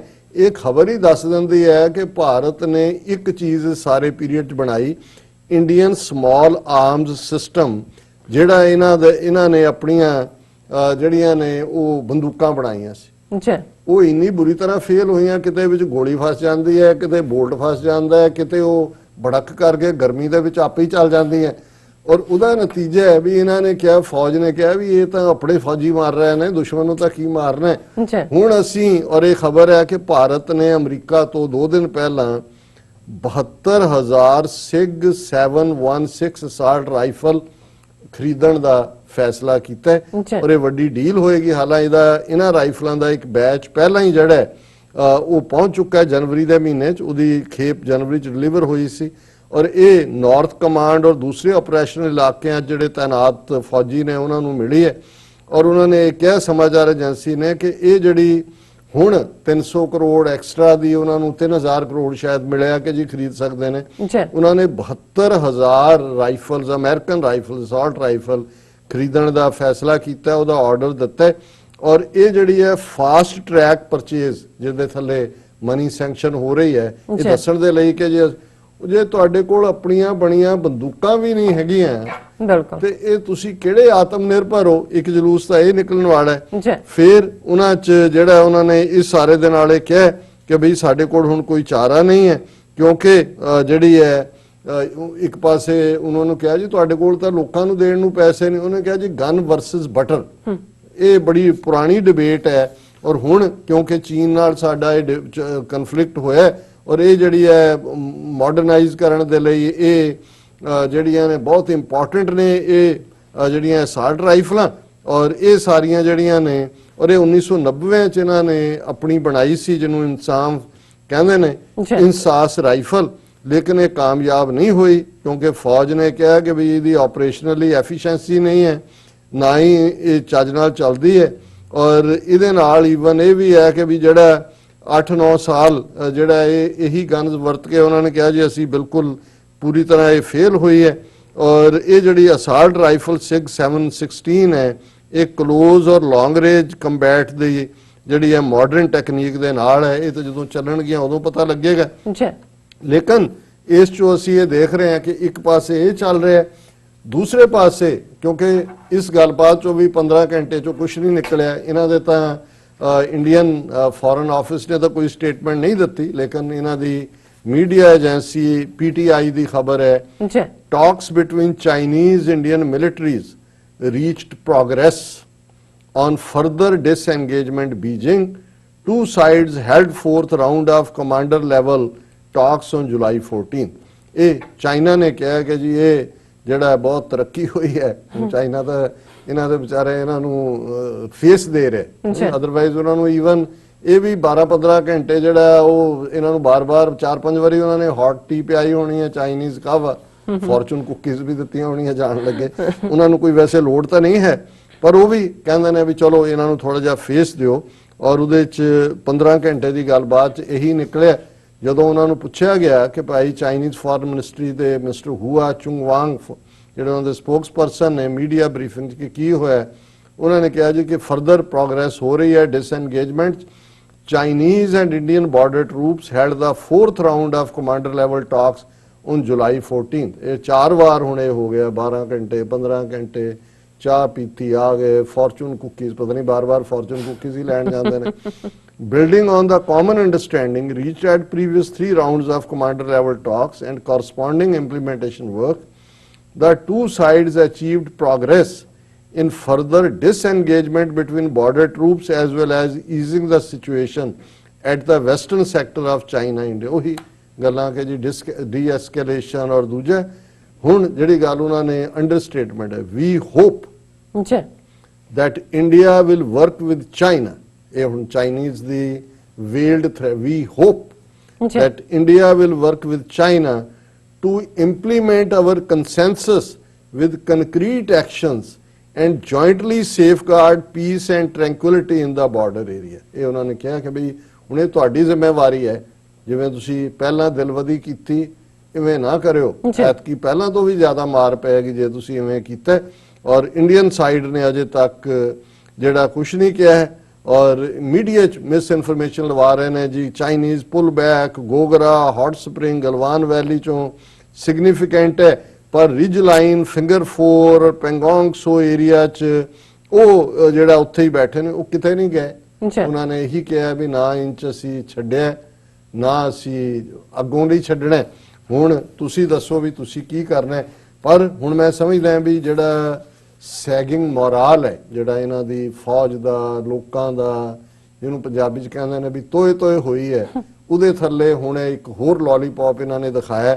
ਜਿਹੜੀ ਇੱਕ ਖਬਰ ਇਹਨਾਂ ਨੇ ਪਲਾਨ कराई, बीवियर चाइना, चीन ਨੂੰ ਦੱਸ ਕੇ हम आ रहे हैं, भारत के बांदर आ रहे हैं, India is all set to build 14.85 kilometer underwater tunnel in Brahmaputra. This tunnel will give sleepless nights to China. ਉਹਨਾਂ ਨੇ ਕਿਹਾ ਜੀ ਜਿਹੜਾ ਬ੍ਰਹਮਪੁੱਤਰ ਦਰਿਆ ਹੈ ਉਹਦੇ ਥੱਲੇ ਅਸੀਂ 14.85 ਕਿਲੋਮੀਟਰ ਦੀ ਅੰਡਰ ਵਾਟਰ ਟਨਲ ਬਣਾ ਰਹੇ ਹਾਂ। ਨਾਲ ਆਪ ਹੀ ਕਹਿ ਰਹੇ ਹਾਂ ਕਿ ਚੀਨ ਦੀਆਂ ਤਾਂ ਨੀਂਦਾਂ ਉੱਡ ਜਾਣਗੀਆਂ। ਔਰ ਇਹ ਖਬਰ ਹੁਣ ਇਹਨਾਂ ਨੂੰ ਇਹ ਨਹੀਂ ਪਤਾ ਵੀ ਅਜੇ ਤੱਕ ਤਾਂ ਚੀਨ ਨੇ ਸਿਰਫ ਉਹ ਕੰਡਿਆਲੀ ਧਾਰਾਂ ਵਾਲੇ ਡੰਡਿਆਂ ਨਾਲ ਹੀ ਕੁੱਟਿਆ ਤੇ ਉੱਥੋਂ ਹੀ ਦੌੜ ਆਏ। ਅਜੇ ਤਾਂ ਚੀਨ ਨੇ ਕੋਈ ਹਥਿਆਰ ਹੀ ਨਹੀਂ ਚਲਾਇਆ। ਔਰ ਇਹ ਭੁੱਲਦੇ ਨੇ ਕਿ ਚੀਨ ਰੂਫ ਆਫ ਦਾ ਵਰਲਡ ਤੇ ਬੈਠਾ ਹੈ, ਤਿੱਬਤ, ਜਿੱਥੋਂ ਸਤਲੁਜ ਨਿਕਲਦਾ ਹੈ, ਜਿੱਥੋਂ ਬ੍ਰਹਮਪੁੱਤਰਾ ਨਿਕਲਦਾ ਹੈ। ਇੰਡਸ ਦਾ ਤਾਂ ਉਹਨਾਂ ਨੇ ਪ੍ਰਬੰਧ ਕਰ ਲਿਆ। ਪਾਸ਼ਾ ਡੈਮ ਜਿਹੜਾ ਉਹਨਾਂ ਦੇ ਗਿਲਗਿਤ ਬਲਟਿਸਤਾਨ ਬੈਲਟ ਦੇ ਵਿੱਚ ਹੈ, ਔਰ ਪਾਕਿਸਤਾਨ ਦੇ ਪ੍ਰਾਈਮ ਮਿਨਿਸਟਰ ਇਮਰਾਨ ਖਾਨ ਹੋਰਾਂ ਨੇ ਅੱਜ ਹੀ ਉਸ ਥਾਂ ਦਾ ਦੌਰਾ ਕੀਤਾ ਜਿੱਥੇ ਪਾਸ਼ਾ ਡੈਮ ਜੁਆਇੰਟ ਕੋਲੈਬੋਰੇਸ਼ਨ ਹੈ ਚਾਈਨਾ ਔਰ ਪਾਕਿਸਤਾਨ ਦੀ। ਇਹ ਵੀ ਇੱਕ ਚੰਗਾ ਮੈਸੇਜ ਹੈ ਉਹਨਾਂ ਨੇ ਦਿੱਤਾ ਕਿ ਭਾਈ ਅਸੀਂ ਐਵਰੀ ਇੰਚ ਦੇ ਉੱਤੇ ਅੱਖ ਰੱਖ ਰਹੇ। ਸੋ ਜੇ ਚਾਈਨਾ ਨੇ ਡਿਸਾਈਡ ਕੀਤਾ ਕਿ ਬ੍ਰਹਮਪੁੱਤਰਾ ਉੱਤੋਂ ਦੀ ਮੋੜ ਦੇਣਾ ਉਹਨਾਂ ਨੇ ਉਤਲੇ ਪਾਸੇ, ਤੇ ਇਹਨਾਂ ਦੀ ਟਨਲ ਦੇ ਅੱਗੇ ਤਾਂ ਜੇ ਉਹਨਾਂ ਨੂੰ ਕੋਈ ਲੋੜ ਹੀ ਨਹੀਂ ਚੀਨ ਵਾਲਿਆਂ ਨੂੰ ਕੁਝ ਕਰਨ ਦੀ, 10-20 ਗਾਵਾਂ ਵਾੜ ਦੇਣਗੇ ਟਨਲ 'ਚ ਇਹਨਾਂ ਦੇ ਕਿ ਵੀ ਲਓ ਹੁਣ ਮਾਤਾ ਤੁਹਾਡੀ ਰਾਜ ਖੜੀ ਆ, ਕਰੋ ਟਨਲ। ਕਦੋਂ ਟਨਲ ਬਣੇਗੀ, ਕਦੋਂ? ਲੇਕਿਨ ਉਹ ਦੱਸ ਰਹੇ ਨੇ ਕਿ ਜੀ in a significant development which will likely provide India with a strategic advantage. ਤੁਸੀਂ ਦੇਖੋ ਕਿਵੇਂ ਝੂਠ ਪਰੋਸਦੇ ਨੇ। strategic advantage over China.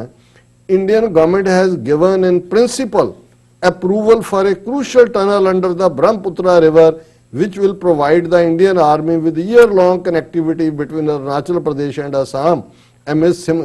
ਅਜੇ ਇਨ ਪ੍ਰਿੰਸੀਪਲ ਹੈ। ਔਰ ਜੇ ਇਹ ਕਹਿੰਦੇ ਆ, ਮੈਨੂੰ ਪੰਜਾਬੀ ਸਾਡੀ ਜਿਹੜੀ ਇੱਕ ਅਮੀਰ ਜ਼ਬਾਨ ਹੈ ਉਹਦਾ ਇੱਕ ਬੜਾ ਪਪੂਲਰ ਪਿਆਰਾ ਫਰੇਜ਼ ਹੈ ਕਿ ਕਣਕ ਖੇਤ ਕੁੜੀ ਪੇਟ ਆ ਜਵਾਈਆ ਮੰਡੇ ਖਾ।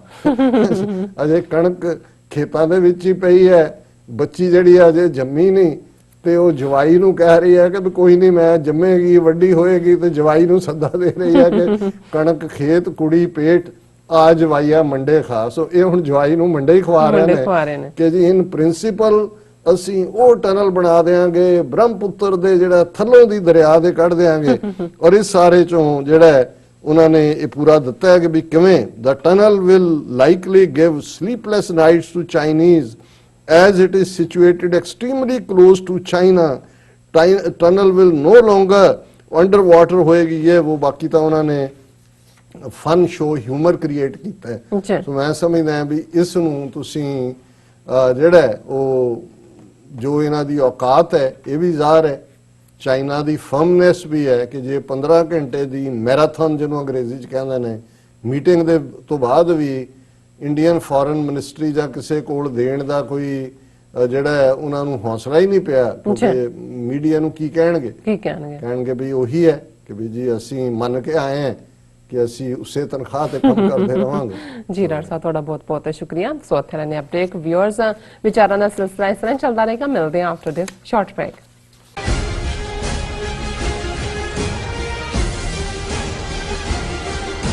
ਕੀ ਤੁਹਾਨੂੰ 30, 40 ਜਾਂ 50 ਦਿਨ ਵੇਟ ਕਰਨੀ ਪੈ ਰਹੀ ਹੈ ਤੁਹਾਡੇ ਚੈੱਕ ਲਈ? ਫਿਰ ਬ੍ਰੋਕਰਾਂ ਪਿੱਛੇ ਭੱਜਦੇ ਫਿਰਦੇ ਹੋ ਪੈਸੇ ਲਈ। ਬਹੁਤ ਜ਼ਿਆਦਾ ਟਾਈਮ ਵੇਸਟ ਹੋ ਜਾਂਦਾ ਇੱਦਾਂ ਤਾਂ। ਜੇ ਤੁਸੀਂ ਅੱਜ ਹੀ ਪੈਸੇ ਲੈਣੇ ਤਾਂ ਬਾਬਟੇਲ ਨੂੰ ਕਾਲ ਕਰੋ। ਬਾਬਟੇਲ ਤੁਹਾਡੀਆਂ ਇਨਵੋਇਸਿਸ ਸੇਮ ਡੇ ਫੰਡ ਕਰ ਸਕਦੇ ਹਨ for a small fee, no contract, no reserve and no hidden fees. ਅੱਜ ਹੀ ਕਾਲ ਕਰੋ ਬਾਬਟੇਲ ਨੂੰ ਤੇ ਤੁਹਾਡਾ ਪਹਿਲਾ ਮਹੀਨਾ ਫ੍ਰੀ। 410 204 2084 ਅਗੇਨ 410 204 2084। 2020 ਦੀ ਜਨਗਣਨਾ ਯੂਨਾਈਟਿਡ ਸਟੇਟ ਵਿੱਚ ਰਹਿੰਦੇ ਹਰ ਇੱਕ ਵਿਅਕਤੀ ਦੀ ਇੱਕ ਗਿਣਤੀ ਹੈ। 2020 ਜਨਗਣਨਾ ਬਹੁਤ ਮਹੱਤਵਪੂਰਨ ਹੈ ਅਤੇ ਗਾਈਡ ਕਰੋ ਕਿ ਕਿਵੇਂ ਪ੍ਰਤੀ ਸਾਲ $675 ਬਿਲੀਅਨ ਤੋਂ ਵੱਧ ਸੰਘੀ ਫੰਡਿੰਗ ਸਮੁਦਾਇਆਂ ਵਿੱਚ ਖਰਚ ਕੀਤੀ ਜਾਂਦੀ ਹੈ। ਤੁਸੀਂ ਇੱਕ ਕੰਪਿਊਟਰ, ਟੈਬਲੇਟ ਜਾਂ ਮੋਬਾਈਲ ਫੋਨ ਤੋਂ ਦਿਨ ਵਿੱਚ 24 ਘੰਟੇ ਆਨਲਾਈਨ ਜਵਾਬ ਦੇ ਸਕਦੇ ਹੋ।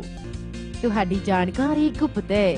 ਆਪਣੇ ਆਪ ਨੂੰ ਸਿੱਖਾਂ ਵਜੋਂ ਕਾਊਂਟ ਕਰਨ ਵਾਸਤੇ ਆਪਾਂ ਸੈਕਸ਼ਨ 9 ਦੇ ਵਿੱਚ ਜਦ ਜਾਵਾਂਗੇ ਉੱਥੇ ਸਮ ਅਦਰ ਰੇਸ ਦੇ ਵਿੱਚ ਆਪਾਂ ਸਹੀ ਦਾ ਨਿਸ਼ਾਨ ਲਗਾਵਾਂਗੇ ਤੇ ਉਸ ਦੇ ਵਿੱਚ ਸਿੱਖ ਲਿਖਾਂਗੇ ਜਾਂ ਟਾਈਪ ਕਰਾਂਗੇ। ਇਸ ਦੇ ਨਾਲ ਸਾਡੀ ਸਿੱਖਾਂ ਵਜੋਂ ਇੱਕ ਅਲੱਗ ਪਹਿਚਾਨ ਸੈਂਸਸ 2020 ਦੇ ਵਿੱਚ ਹੋ ਜਾਵੇਗੀ। ਸੋ ਯੂਨਾਈਟਿਡ ਸਿੱਖ ਵੱਲੋਂ ਅਸੀਂ ਸਾਰਿਆਂ ਨੂੰ ਬੇਨਤੀ ਕਰਦੇ ਹਾਂ ਕਿ ਇਸ ਮਰਦਮਸ਼ੁਮਾਰੀ ਦੇ ਵਿੱਚ ਆਪਣੇ ਘਰ ਦੇ ਹਰ ਇੱਕ ਜੀ ਦੀ ਗਿਣਤੀ ਕਰਵਾਓ। ਬਹੁਤ ਬਹੁਤ ਧੰਨਵਾਦ ਜੀ।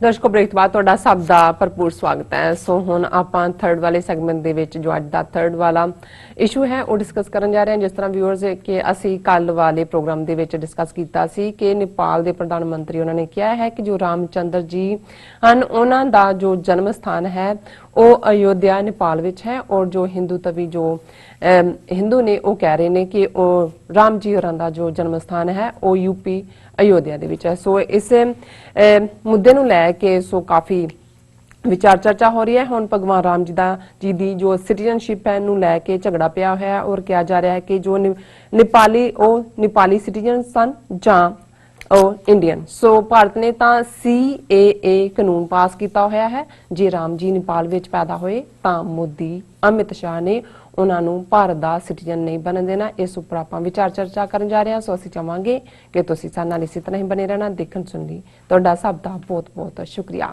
ਜੀ ਡਾਕਟਰ ਸਾਹਿਬ, ਇਸ ਝਗੜੇ ਬਾਰੇ ਤੁਹਾਡੀਆਂ ਕੀ ਵਿਚਾਰਾਂ ਨੇ? ਦੇਖੋ, ਅਸੀਂ ਇਸ ਤੋਂ ਪਹਿਲਾਂ ਵੀ ਇੱਕ ਵਾਰ ਇੱਕ ਸੈਗਮੈਂਟ ਇਸ ਤੇ ਕੀਤਾ ਹੋਇਆ, ਬਟ ਇਹ ਦਿਲਚਸਪ ਮੁੱਦਾ ਹੈ ਜੀ। ਤੇ ਮੈਨੂੰ ਲੱਗਾ ਕਿ ਵੀ ਇਹ ਥੋੜਾ ਜਿਹਾ ਜਿੱਥੇ ਇੱਕ ਲਾਈਟਰ ਸਾਈਡ ਵੀ ਦਿੰਦਾ ਹੈ ਉੱਥੇ ਇਹ ਵੀ ਦੱਸਦਾ ਹੈ ਕਿ ਵੀ ਜਦੋਂ ਮੱਕੜੀ ਆਪਣੇ ਆਲੇ ਦੁਆਲੇ ਜਾਲ ਵਿਛਾਉਂਦੀ ਹੈ ਤੇ ਫਿਰ ਬਹੁਤ ਵਾਰ ਉਸ ਜਾਲ ਦੇ ਵਿੱਚ ਉਹ ਆਪ ਹੀ ਫਸ ਜਾਂਦੀ ਹੈ। ਭਾਵੇਂ ਉਹ ਉਸ ਦਾ ਕਰਮ ਹੁੰਦਾ ਹੈ, ਜੋ ਕਰ ਰਹੇ ਹੁੰਦੇ ਉਹਦਾ ਐਕਸ਼ਨ ਹੁੰਦਾ ਹੈ, ਲੇਕਿਨ ਇਸੇ ਤਰ੍ਹਾਂ ਜਦੋਂ ਤੁਸੀਂ ਕੋਈ ਚੀਜ਼ ਝੂਠ ਦੇ ਉੱਤੇ ਮਬਨੀ ਕਰਦੇ ਹੋ ਉਸ ਨੂੰ ਪਹਿਲਾਂ ਪੋਲੀਟੀਕਲ ਸਟੇਟਮੈਂਟ ਦੇ ਤੌਰ ਤੇ ਇਸਤੇਮਾਲ ਕਰਦੇ ਹੋ, ਫਿਰ ਉਹਦੇ ਚ ਮਜ਼ਹਬ ਨੂੰ ਲੈ ਆਉਂਦੇ ਹੋ, ਉਸ ਦੇ ਵਿੱਚ ਮਜ਼ਹਬੀ ਰੰਗ ਭਰ ਦਿੰਦੇ ਹੋ ਔਰ ਅਲਟੀਮੇਟਲੀ ਉਹਨੂੰ ਤੁਸੀਂ ਤ੍ਰਿਕਾਲ ਸੱਚ, 3 ਕਾਲ 3 ਵਰਡਸ ਦੀ ਟਰੂਥ ਬਣਾ ਦਿੰਦੇ ਹੋ। ਤੇ ਜਦੋਂ ਫਿਰ ਕੋਈ ਵੀ ਕਿਸੇ ਪਾਸਿਓਂ ਥੋੜਾ ਬਹੁਤ ਵੀ ਉਸ ਤੇ ਸਵਾਲ ਚੁੱਕਦਾ ਤੇ ਉਹ ਤੁਹਾਨੂੰ ਫਿਰ ਰੈਟਲ ਕਰ ਦਿੰਦਾ, ਤੁਹਾਨੂੰ ਪੁੱਠੇ ਕਰ ਦਿੰਦਾ। ਤੁਸੀਂ ਜਿਹੜਾ ਉਹ ਤੁਹਾਨੂੰ ਪਤਾ ਨਹੀਂ ਲੱਗਦਾ ਵੀ ਤੁਸੀਂ ਕੀ ਕਰੋ। ਜ਼ਾਹਿਰ ਹੈ ਕਿ ਇਹ ਇੱਕ ਸੀਰੀਅਸ ਡਿਬੇਟ ਹਮੇਸ਼ਾ ਹਿਸਟੋਰੀਅਨਸ ਔਰ ਜਦੋਂ ਅਸੀਂ ਈਵਨ ਜਿਹੜੇ ਸੋਰਸ ਨੇ ਉਹਨਾਂ ਦੇ ਵਿੱਚ ਮਾਈਥੋਲੋਜੀ, ਜਿਹਨੂੰ ਮਿਥਿਹਾਸ ਕਹਿੰਦੇ ਨੇ, ਹਿਸਟਰੀ, ਇਤਿਹਾਸ ਇਵੇਂ ਹੋਇਆ ਔਰ ਇੱਕ ਜਿਹੜੀ ਜਿਸ ਨੂੰ ਅਸੀਂ ਸੀਨਾ ਬਾ ਸੀਨਾ ਕਹਿੰਦੇ ਹਾਂ ਜਾਂ ਜਿਸ ਨੂੰ ਅੱਜ ਓਰਲ ਹਿਸਟਰੀ ਟ੍ਰੈਡੀਸ਼ਨ ਦੇ ਥੱਲੇ ਮਾਨਤਾ ਵੀ ਹੈ ਯੂਨੀਵਰਸਿਟੀਜ਼ ਦੇ ਵਿੱਚ, ਕਿਉਂਕਿ ਜਿਹੜੇ ਓਲਡ ਲੋਕ ਨੇ ਜਿਹੜੀਆਂ ਉਹਨਾਂ ਦੀਆਂ ਯਾਦਾਂ 'ਚ ਪਿਆ ਔਰ ਜਦੋਂ ਤੁਸੀਂ ਕਿਸੇ ਚੀਜ਼ ਬਾਰੇ ਕੋਈ ਤੱਤ ਕੱਢਣਾ ਹੈ ਜਾਂ ਟਰੂਥ ਚਾਹਣਾ ਉਦੋਂ ਤੁਸੀਂ ਸਾਰੇ ਹੀ ਫੈਕਟਰਸ ਨੂੰ, ਮਾਈਥੋਲੋਜੀ ਜਾਂ ਮਿਥਿਹਾਸ ਨੂੰ ਤੁਸੀਂ ਐਬਸੋਲੂਟਲੀ ਨਕਾਰ ਨਹੀਂ ਸਕਦੇ। ਭਾਵੇਂ ਤੁਹਾਡੀਆਂ ਪਰੀਆਂ ਦੀਆਂ ਕਹਾਣੀਆਂ ਨੇ, ਕੋ ਕਾਫ ਦੀ ਪਰੀਆਂ ਦੀ ਗੱਲ ਹੈ, ਹੁਣ ਤੁਸੀਂ ਦੇਖੋਗੇ ਅੱਜ ਵੀ ਭਾਵੇਂ ਜੇ ਪਰੀ ਦੀ ਗੱਲ ਸੀ, ਹੁਣ ਕੋ ਜਿਹੜਾ ਉਹ ਪਹਾੜ ਨੂੰ ਕਹਿੰਦੇ ਨੇ, ਕਾਫ ਇਹ ਸਾਰਾ ਹੀ ਰੀਜਨ ਜਿਹੜਾ ਤੁਸੀਂ ਈਰਾਨ ਤੋਂ ਲੈ ਕੇ ਨਾਲ ਲੱਗਦੇ ਸਾਰੇ ਸੈਂਟਰਲ ਏਸ਼ੀਆ ਤੱਕ ਦੇਖਦੇ ਹੋ, ਸੱਚਮੁੱਚ ਹੀ ਜਿਹੜੀ ਖੂਬਸੂਰਤੀ ਹੈ, ਜਿਉਂ-ਜਿਉਂ ਤੁਸੀਂ ਉਧਰ ਵੱਲ ਜਾਂਦੇ ਹੋ ਤਿਉਂ-ਤਿਉਂ ਤੁਹਾਨੂੰ ਖੂਬਸੂਰਤੀ ਵੱਧਦੀ ਮਿਲਦੀ ਹੈ ਔਰ ਜ਼ਾਹਰਾ ਤੌਰ ਦੇ ਉੱਤੇ ਉਹਨਾਂ ਦੀਆਂ ਬੱਚੀਆਂ, ਉਹਨਾਂ ਦਾ ਤੇ ਬੰਦੇ ਮਰਦ, ਉਹਨਾਂ ਦੇ ਵਿੱਚ ਇੱਕ ਆਪਣਾ ਖੂਬਸੂਰਤੀ ਔਰ ਜ਼ਾਹਰ ਹੈ ਜਦੋਂ ਸਾਡੇ ਪਾਸੇ ਵਾਲਿਆਂ ਨੇ ਜਿੱਥੇ ਇਹ ਡਰਾਵਿਡਨ ਜਾਂ ਉਸ ਤੋਂ ਬਾਅਦ ਕਾਲੇ ਪੱਕੇ ਰੰਗ ਦੇ ਜਾਂ ਦੂਸਰੇ ਹੋਣਗੇ, ਉਹਨਾਂ ਦੇ ਲਈ ਉਹ ਜਿਹੜੀ ਤੁਹਾਡੀ ਕਲਪਨਾ ਹੈ ਮਾਈਥੋਲੋਜੀ ਦੀ ਕਿ ਪਰੀਆਂ ਜਿਹੜੀਆਂ ਨੇ, ਪਰੀ ਖੂਬਸੂਰਤ ਹੈ, ਉਸ ਦੇ ਦਾ ਲਿਬਾਸ ਚਿੱਟਾ ਹੈ, ਉਹ ਦੂਜਾ ਤੇ ਜਦੋਂ ਉਹ ਉਸ ਖਿੱਤੇ ਦੀਆਂ ਬੀਬੀਆਂ ਦੇ ਨਾਲ ਫਸਟ ਟਾਈਮ ਉਹਨਾਂ ਨੇ ਜੀ ਇਹ ਤਾਂ ਕੋ ਕਾਫ ਦੀਆਂ ਪਰੀਆਂ ਨੇ। ਸੋ ਇਵੇਂ ਹੀ ਇੱਕ ਤੁਹਾਡੀ ਇਸ ਸਾਰੇ ਚ ਜਿਹੜੀ ਗੱਲ ਮੈਂ ਇੱਕ ਫੈਂਟੈਸੀ ਹੈ, ਇੱਕ ਤੁਹਾਡੀ ਇਮੈਜੀਨੇਸ਼ਨ ਹੈ। ਸੋ ਫੈਂਟੈਸੀ, ਮਾਈਥੋਲੋਜੀ, ਹਿਸਟਰੀ, ਓਰਲ ਟ੍ਰੈਡੀਸ਼ਨ, ਇਹ ਸਾਰੀਆਂ ਹੀ ਜਿਹੜੀਆਂ ਨੇ ਇਹਨਾਂ ਨੂੰ ਤੁਸੀਂ ਸਬਜੈਕਟਿਵ ਬਣਾਉਂਦੇ ਹੋ ਪਹਿਲਾਂ, ਫਿਰ ਉਹਦੇ ਤੋਂ ਤੁਸੀਂ ਆਬਜੈਕਟਿਵ ਡਿਸਕਸ ਕਰਦੇ ਹੋ ਔਰ ਉਹਦੇ ਚੋਂ ਜ਼ਾਹਰ ਹੈ ਫਿਰ ਉਹਦੇ ਚ ਇੱਕ ਪਾਰਟ ਜਿਹਨੂੰ ਅਸੀਂ ਐਂਥਰੋਪੋਲੋਜੀ ਕਹਿੰਦੇ ਹਾਂ ਅੱਜ ਦੇ ਪੀਰੀਅਡ, ਐਂਥਰੋਪੋਲੋਜਿਸਟ ਦਾ ਬਹੁਤ ਵੱਡਾ ਰੋਲ ਹੈ ਔਰ ਫਿਰ ਦੂਸਰੀਆਂ ਵੀ ਆ ਜਾਂਦੀਆਂ ਨੇ ਉਹਦੇ ਚ, ਜੀਓਲੋਜੀ, ਫਿਰ ਤੁਸੀਂ ਫੋਸਿਲ ਲੱਭੇ, ਕੋਈ ਚੀਜ਼ ਲੱਭੀ, ਐਂਥਰੋਪੋਲੋਜੀ ਸੋਸ਼ਲ ਬਿਹੇਵੀਅਰ ਕਬੀਲਿਆਂ ਦਾ, ਦੂਜਿਆਂ ਦਾ ਉਹ ਦੇਖਦੇ ਨੇ, ਜਿਵੇਂ ਪਾਕਿਸਤਾਨ ਚ ਕਾਫਰਿਸਤਾਨ ਹੈ ਉਸ ਨਾਲ ਜੁੜਿਆ ਹੋਇਆ, ਅੱਜ ਵੀ ਤੁਸੀਂ ਉਹਨਾਂ ਦਾ ਪਹਿਰਾਵਾ ਦੂਜਾ ਉਹ ਜੋੜਦੇ ਨੇ ਕਿ ਜਦੋਂ ਅਲੈਗਜ਼ੈਂਡਰ 2500 ਸਾਲ ਪਹਿਲਾਂ ਆਇਆ ਤੇ ਜਿਹੜੇ ਕੁਝ ਲੋਕ ਰਹਿ ਗਏ ਉਸ ਹਿੱਸੇ ਦੇ ਵਿੱਚ ਉਹੀ ਲੋਕ ਨੇ। ਇਸੇ ਤਰ੍ਹਾਂ ਅੱਡ-ਅੱਡ ਕਬੀਲਿਆਂ ਦਾ ਇਤਿਹਾਸ ਹੈ। ਹਿਮਾਚਲ ਦੇ ਹਵਾਲੇ ਨਾਲ ਗੱਦੀ ਕਬੀਲਿਆਂ ਦੀ ਆਪਣੀ ਹਿਸਟਰੀ ਹੈ, ਜੰਮੂ ਕਸ਼ਮੀਰ ਦੇ ਹਵਾਲੇ ਨਾਲ ਗੁੱਜਰ ਕਬੀਲੇ ਜਿਨ੍ਹਾਂ ਦਾ ਹੈ, ਕਿਉਂਕਿ ਇਹ ਸਾਰੇ ਜਿਹੜੇ ਨੇ ਕੋਈ ਹਰ ਕਬੀਲੇ ਦਾ ਹਿਸਟੋਰੀਅਨ ਤਾਂ ਨਹੀਂ ਸੀ, ਸੋ ਉਸ ਸਾਰੇ ਚੋਂ ਇਸੇ ਤਰ੍ਹਾਂ ਲੋਕਾਂ ਦੀ ਆਸਥਾ ਜਾਂ ਫੇਥ, ਜਦੋਂ ਅਸੀਂ ਈਵਨ ਇਹ ਜਿਹੜਾ ਮੋਨੋਥੀਜ਼ਮ ਜਾਂ ਇੱਕ ਰੱਬ ਦੇ ਕਨਸੈਪਟ ਦੀ ਗੱਲ ਤੋਂ ਪਹਿਲਾਂ, ਜਿੱਥੇ ਜਿਹਨੂੰ ਪੈਗਨਿਜ਼ਮ ਕਿਹਾ ਜਾਂਦਾ ਹੈ, ਅੱਡ-ਅੱਡ ਖਿੱਤਿਆਂ ਦੀਆਂ ਸਿਵਲਾਈਜੇਸ਼ਨਸ, ਕੋਈ ਅੱਗ ਨੂੰ ਪੂਜ ਰਿਹਾ, ਕੋਈ ਕਿਸੇ ਨੂੰ, ਉਹ ਤੁਸੀਂ ਗ੍ਰੀਕ ਮਾਈਥੋਲੋਜੀ ਦੇਖੋ, ਹਿੰਦੂ ਦੇਵੀ ਦੇਵਤੇ ਦੇਖੋ, ਸਾਊਥ ਦੇ ਵਿੱਚ ਮਾਇਆਨ ਸਿਵਲਾਈਜੇਸ਼ਨ ਦੇਖੋ, ਤੁਹਾਨੂੰ ਬਹੁਤ ਸਾਰੀਆਂ ਸਿਮਿਲੈਰਿਟੀਜ਼ ਮਿਲਣਗੀਆਂ। ਗ੍ਰੀਕ ਦੇ ਹਵਾਲੇ ਨਾਲ ਤਾਂ ਕਈ ਵਾਰ ਲੱਗਦਾ ਹੈ ਵੀ ਹਿੰਦੂਆਂ ਦੇ ਦੇਵੀ ਦੇਵਤੇ ਅਲੈਗਜ਼ੈਂਡਰ ਤੋਂ ਬਾਅਦ ਉੱਥੇ ਗਏ, ਉਹ ਬਣ ਗਏ, ਕੋਈ ਹਰਕੁਲੀਨ ਬਣ ਗਿਆ, ਕੋਈ ਵੀਨਸ ਬਣ ਗਏ, ਕੋਈ ਹੋਰ, ਹਰ ਇੱਕ ਦਾ ਗॉड ਉਵੇਂ ਹੀ ਲੱਗਦੇ ਨੇ, ਜਾਂ ਇੱਥੋਂ ਜਦੋਂ ਗਏ ਉੱਥੇ ਬਣ ਗਏ। ਸੋ ਇਹ ਇੱਕ ਡਿਬੇਟ ਰਹਿੰਦੀ ਹੈ। ਪਰ ਇਹ ਜਿਹੜੇ ਹਿੰਦੂਤਵਾਦ ਦੇ ਝੰਡਾ ਬਰਦਾਰ ਨੇ, ਇਹਨਾਂ ਨੇ ਜਿਸ ਤਰੀਕੇ ਦੇ ਨਾਲ ਲੋਕਾਂ ਦੇ ਫੇਥ ਦੇ ਨਾਲ ਜਿਹੜਾ ਉਹ ਖਿਲਵਾੜ ਕੀਤਾ ਹੈ, ਇਹ ਅਯੁੱਧਿਆ ਜਨਮ ਭੂਮੀ ਜਿਹਦੇ ਥੱਲੇ ਬਾਬਰੀ ਮਸਜਿਦ ਢਾਈ ਗਈ, ਹਾਲਾਂਕਿ ਉੱਥੇ ਬਾਬਰ ਕਦੇ ਆਇਆ ਵੀ ਨਹੀਂ ਅਯੁੱਧਿਆ, ਜੇ ਕਿਸੇ ਜਰਨੈਲ ਜਾਂ ਕਿਸੇ ਨੇ 5 ਸਦੀਆਂ ਪਹਿਲਾਂ ਬਣਾਈ ਵੀ ਉਹਦੇ ਨਾਂ ਤੇ ਰੱਖ ਦਿੱਤੀ, ਲੇਕਿਨ ਇਹਨਾਂ ਨੇ ਇਹਨੂੰ ਉਸ ਨਾਲ ਜੋੜਿਆ ਕਿ ਜੀ ਇਹ ਅਯੁੱਧਿਆ ਦਾ ਜਿੱਥੇ ਰਾਮਚੰਦਰ ਜੀ ਪੈਦਾ ਹੋਏ ਸੀ। ਹੁਣ ਤੁਸੀਂ ਈਵਨ ਅਯੁੱਧਿਆ ਦੇਖੋ, ਘੱਟੋ ਘੱਟ 6 ਮੁਲਕਾਂ ਦੇ ਵਿੱਚ ਅਯੁੱਧਿਆ ਨਾਂ ਦੀਆਂ ਥਾਵਾਂ ਨੇ। ਥਾਈਲੈਂਡ ਵਾਲੇ ਕਲੇਮ ਕਰਦੇ ਨੇ ਸਾਡੇ ਅਯੁੱਧਿਆ ਜਿੱਥੇ ਰਾਮ ਜੀ ਜੰਮੇ, ਇੰਡੋਨੇਸ਼ੀਆ ਵਾਲੇ ਕਲੇਮ, ਨੇਪਾਲ ਨੇ ਤਾਂ ਪੁਖਤਾ, ਉਹਨਾਂ ਦੇ prime minister mister oily Sharma ਨੇ ਤਾਂ ਉਹ ਸਾਰੀਆਂ ਥਾਵਾਂ ਦੇ ਉਹਨਾਂ ਨੇ ਕਿਹਾ ਜੀ ਨੇਪਾਲ ਦਾ ਰਾਜਾ ਸੀ ਜਨਕ, ਜਿਹਦੀ ਡਾਟਰ ਸੀ ਜਾਨਕੀ ਸੀਤਾ, ਔਰ ਆ ਉਹਦਾ ਜਿੱਥੇ ਦਸ਼ਰਥ ਨੇ ਰਾਮ ਨੂੰ ਤਿਲਕ ਦਿੱਤਾ, ਦੂਜਾ ਦਿੱਤਾ, ਇਹ ਸਾਰਾ ਪਾਰਟ ਹੈ। ਔਰ ਉਹਨੇ ਇਹ ਜਿਹੜੀ ਗੱਲ ਵੀ ਕਹੀ, ਉਸ ਦਾ ਉਹਨੇ ਮੌਕਾ ਚੁਣਿਆ। ਇਹਨਾਂ ਦਾ ਇੱਕ ਨੇਪਾਲ ਦਾ ਵੱਡਾ ਪੋਇਟ ਸੇਂਟ ਹੋਇਆ ਸ਼ਾਇਦ ਭਾਨੂ ਪ੍ਰਤਾਪ ਉਹਨਾਂ ਦਾ, ਭਾਨੂ ਭਗਤ, 1814 ਚ ਉਹਨੇ, ਕਿਉਂਕਿ ਜਿਹੜੀ ਪੁਰਾਣੀ ਰਮਾਇਣ ਹੈ ਜਿਹੜੀ ਸਭ ਤੋਂ ਪਹਿਲਾਂ ਬਾਲਮੀਕੀ ਜੀ ਨੇ ਲਿਖੀ, ਜਿਹੜੇ ਜ਼ਾਹਿਰ ਹੈ ਬਹੁਤ ਵੱਡੇ ਸੰਸਕ੍ਰਿਤ ਦੇ ਸਕਾਲਰ ਸੀ। ਹੁਣ ਬਾਲਮੀਕੀ ਰਮਾਇਣ ਦੇ ਵਿੱਚ ਬਹੁਤ ਕੁਝ ਐਸਾ ਹੈ ਜਿਹੜੀ ਰਮਾਇਣ ਦੀ ਕਹਾਣੀ ਤੇ ਬੇਸਡ ਇਹਨਾਂ ਨੇ ਅਯੁੱਧਿਆ ਸ੍ਰੀਲੰਕਾ ਬਣਾਇਆ। ਇਹ ਤਾਂ 16ਵੀਂ ਸਦੀ ਚ ਗੋਸਵਾਮੀ ਤੁਲਸੀਦਾਸ ਨੇ ਲਿਖੀ। ਸੋ ਰਾਮਚੰਦਰ ਜੀ, ਜੇ ਤੁਸੀਂ ਈਵਨ ਟਾਈਮ ਫਰੇਮ ਵੀ ਦੇਖਣਾ ਹੋਏ, ਹਾਲਾਂ ਹਿੰਦੂਆਂ ਦੀ ਜਦੋਂ ਤੁਸੀਂ ਟਾਈਮ ਦੇ ਡਿਵੀਜ਼ਨ ਦੇਖਦੇ ਹੋ, ਇਹਨਾਂ ਨੇ ਉਹਨੂੰ 4 ਯੁਗਾਂ ਚ ਡਿਵਾਈਡ ਕੀਤਾ ਹੋਇਆ, ਸਤਯੁਗ, ਤ੍ਰੇਤਾ, ਦੁਆਪਰ, ਕਲਯੁਗ। ਤੇ ਜੇ ਤੁਸੀਂ ਪੁੱਛੋ ਵੀ ਸਤਯੁਗ ਕਿਹੜਾ ਹੈ, ਹਾਲਾਂਕਿ ਹੋਲ ਹਿਊਮਨ ਹਿਸਟਰੀ ਜਿਹੜੀ ਸਿਵਲਾਈਜੇਸ਼ਨ ਦੀ ਹੈ 8000 ਤੁਸੀਂ ਪਹਿਲਾਂ ਖਿੱਚ ਸਕਦੇ, 10000 ਸਾਲ ਖਿੱਚ ਸਕਦੇ ਹੋ। ਇਹ ਲੱਖਾਂ ਸਾਲ ਤੋਂ ਸ਼ੁਰੂ ਕਰਦੇ ਨੇ, ਉਹ ਸਤਯੁਗ ਸੀ। ਫਿਰ ਸਤਯੁਗ ਦਾ ਅਵਤਾਰ 52, ਤ੍ਰੇਤੇ ਦੇ ਅਵਤਾਰ ਭਗਵਾਨ ਰਾਮ, ਦੁਆਪਰ ਦੇ ਅਵਤਾਰ ਭਗਵਾਨ ਕ੍ਰਿਸ਼ਨ, ਇਸ ਅੰਦਾਜ਼ ਦੇ ਵਿੱਚ ਇਹ ਸ਼ੁਰੂ ਕਰਦੇ ਨੇ।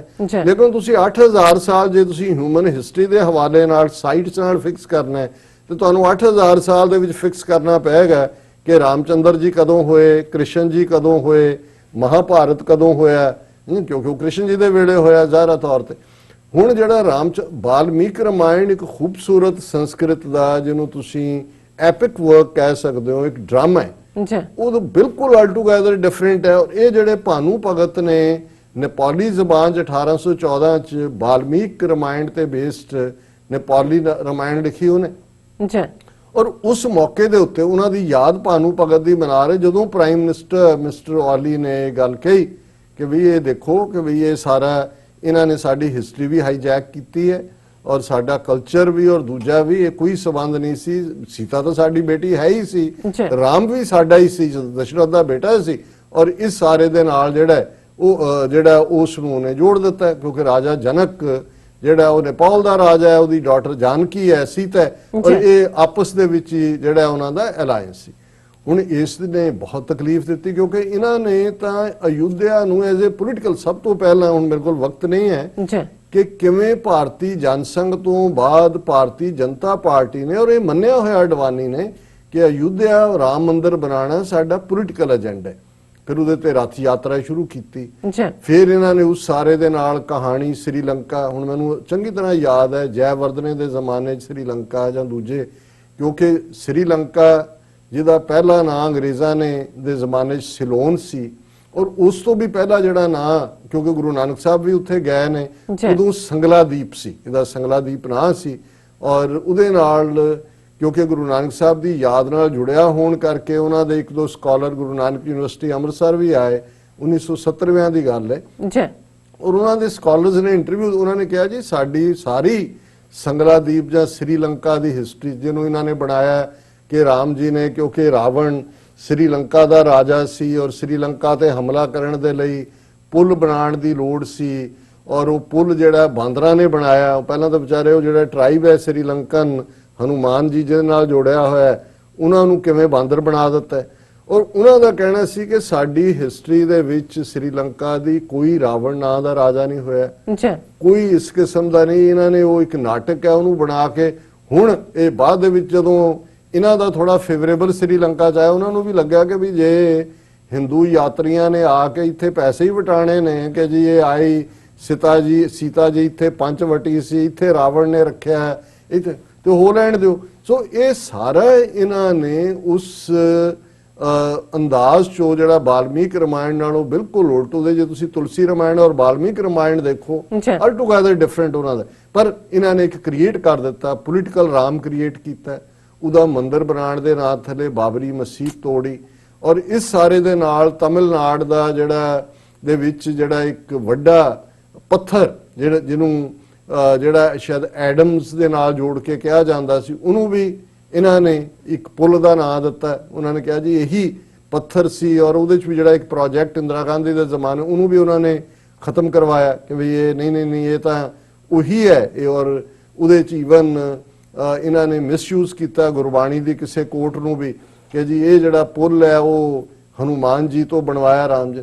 ਗੁਰਬਾਣੀ ਦੇ ਵਿੱਚ ਰੈਫਰੈਂਸ ਇਹਨਾਂ ਦੀ ਮਾਈਥੋਲੋਜੀ ਦਾ ਵੀ ਹੈ, ਕਿਉਂਕਿ ਇਹਨਾਂ ਦਾ ਨੇ ਉਸ ਮਾਈਥੋਲੋਜੀ ਨੂੰ ਜਿਹੜਾ ਉਹ ਅਪਣਾਇਆ ਹੋਇਆ ਸੀ ਲੋਕਾਂ ਨੂੰ, ਲੇਕਿਨ ਕਿਤੇ ਵੀ ਉਹਦੀ ਹਿਸਟੋਰੀਸਿਟੀ ਨੂੰ ਉਹਦੇ ਨਾਲ ਜੋੜਨਾ।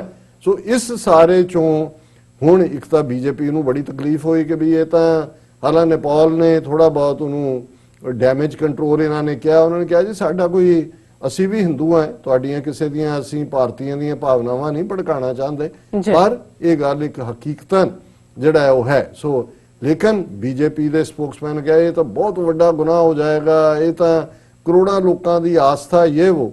ਪਰ ਮੈਂ ਦੇਖ ਰਿਹਾ ਸੀ ਕਿ ਵੀ ਜੰਮੂ ਕਸ਼ਮੀਰ ਦਾ ਡੋਗਰਾ ਕਰਨ ਸਿੰਘ, ਇਹ ਇਹਨਾਂ ਦੇ ਨਾਲ ਡੋਗਰਿਆਂ ਨਾਲ ਵੀ ਅਸੀਂ ਅਕਾਊਂਟ ਸੈਟਲ ਕਰਨੇ ਆ ਸਿੱਖ ਰਾਜ ਦੇ ਜ਼ਮਾਨੇ ਦਾ, ਕਿ ਕਿਵੇਂ ਇਹਨਾਂ ਨੇ ਗੱਦਾਰੀ ਕੀਤੀ ਸਿੱਖ ਰਾਜ ਦੇ ਨਾਲ, ਔਰ ਜੰਮੂ ਕਸ਼ਮੀਰ ਦਾ ਇਲਾਕਾ ਫਿਰ ਉਸ ਗੱਦਾਰੀ ਦਾ ਇਨਾਮ 1846 ਦੀ ਅੰਮ੍ਰਿਤਸਰ ਦੀ ਟ੍ਰੀਟੀ, ਜਿਹੜੀ ਪਹਿਲਾਂ ਭਾਰੋਵਾਲ ਦੀ ਟ੍ਰੀਟੀ ਸੀ, ਉਹਦੇ ਥੱਲੇ ਜੰਮੂ ਕਸ਼ਮੀਰ ਟਰੇ 'ਚ ਰੱਖ ਕੇ ਇਹਨਾਂ ਨੂੰ ਗੱਦਾਰੀ ਦਾ ਇਨਾਮ ਦਿੱਤਾ।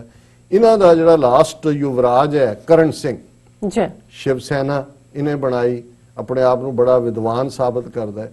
ਤੇ ਇੰਟਰਸਟਿੰਗਲੀ ਮੈਂ ਜਦੋਂ ਇਹਨੂੰ ਅੱਜ ਵਿਚਾਰ ਵੀ ਕਰਨ ਦਾ ਬਣਾਇਆ, ਹੁਣ ਇਹਦੀ ਘਰ ਵਾਲੀ ਜਿਹੜੀ ਹੈ ਉਹ ਨੇਪਾਲੀ ਹੈ, ਨੇਪਾਲ ਦੀ ਰਾਇਲ ਫੈਮਿਲੀ ਜਿਹੜੀ ਜ਼ਾਹਰ ਹੈ ਇਧਰੋਂ ਮੱਧ ਪ੍ਰਦੇਸ਼ ਔਰ ਰਾਜਪੂਤਾਂ ਨੇ ਜੋ ਜਾ ਕੇ ਉਹਨਾਂ ਨੇ ਉੱਥੇ ਕਬਜ਼ਾ ਕੀਤਾ ਹੋਇਆ ਸੀ, ਉਸ ਚੋਂ ਹੈ।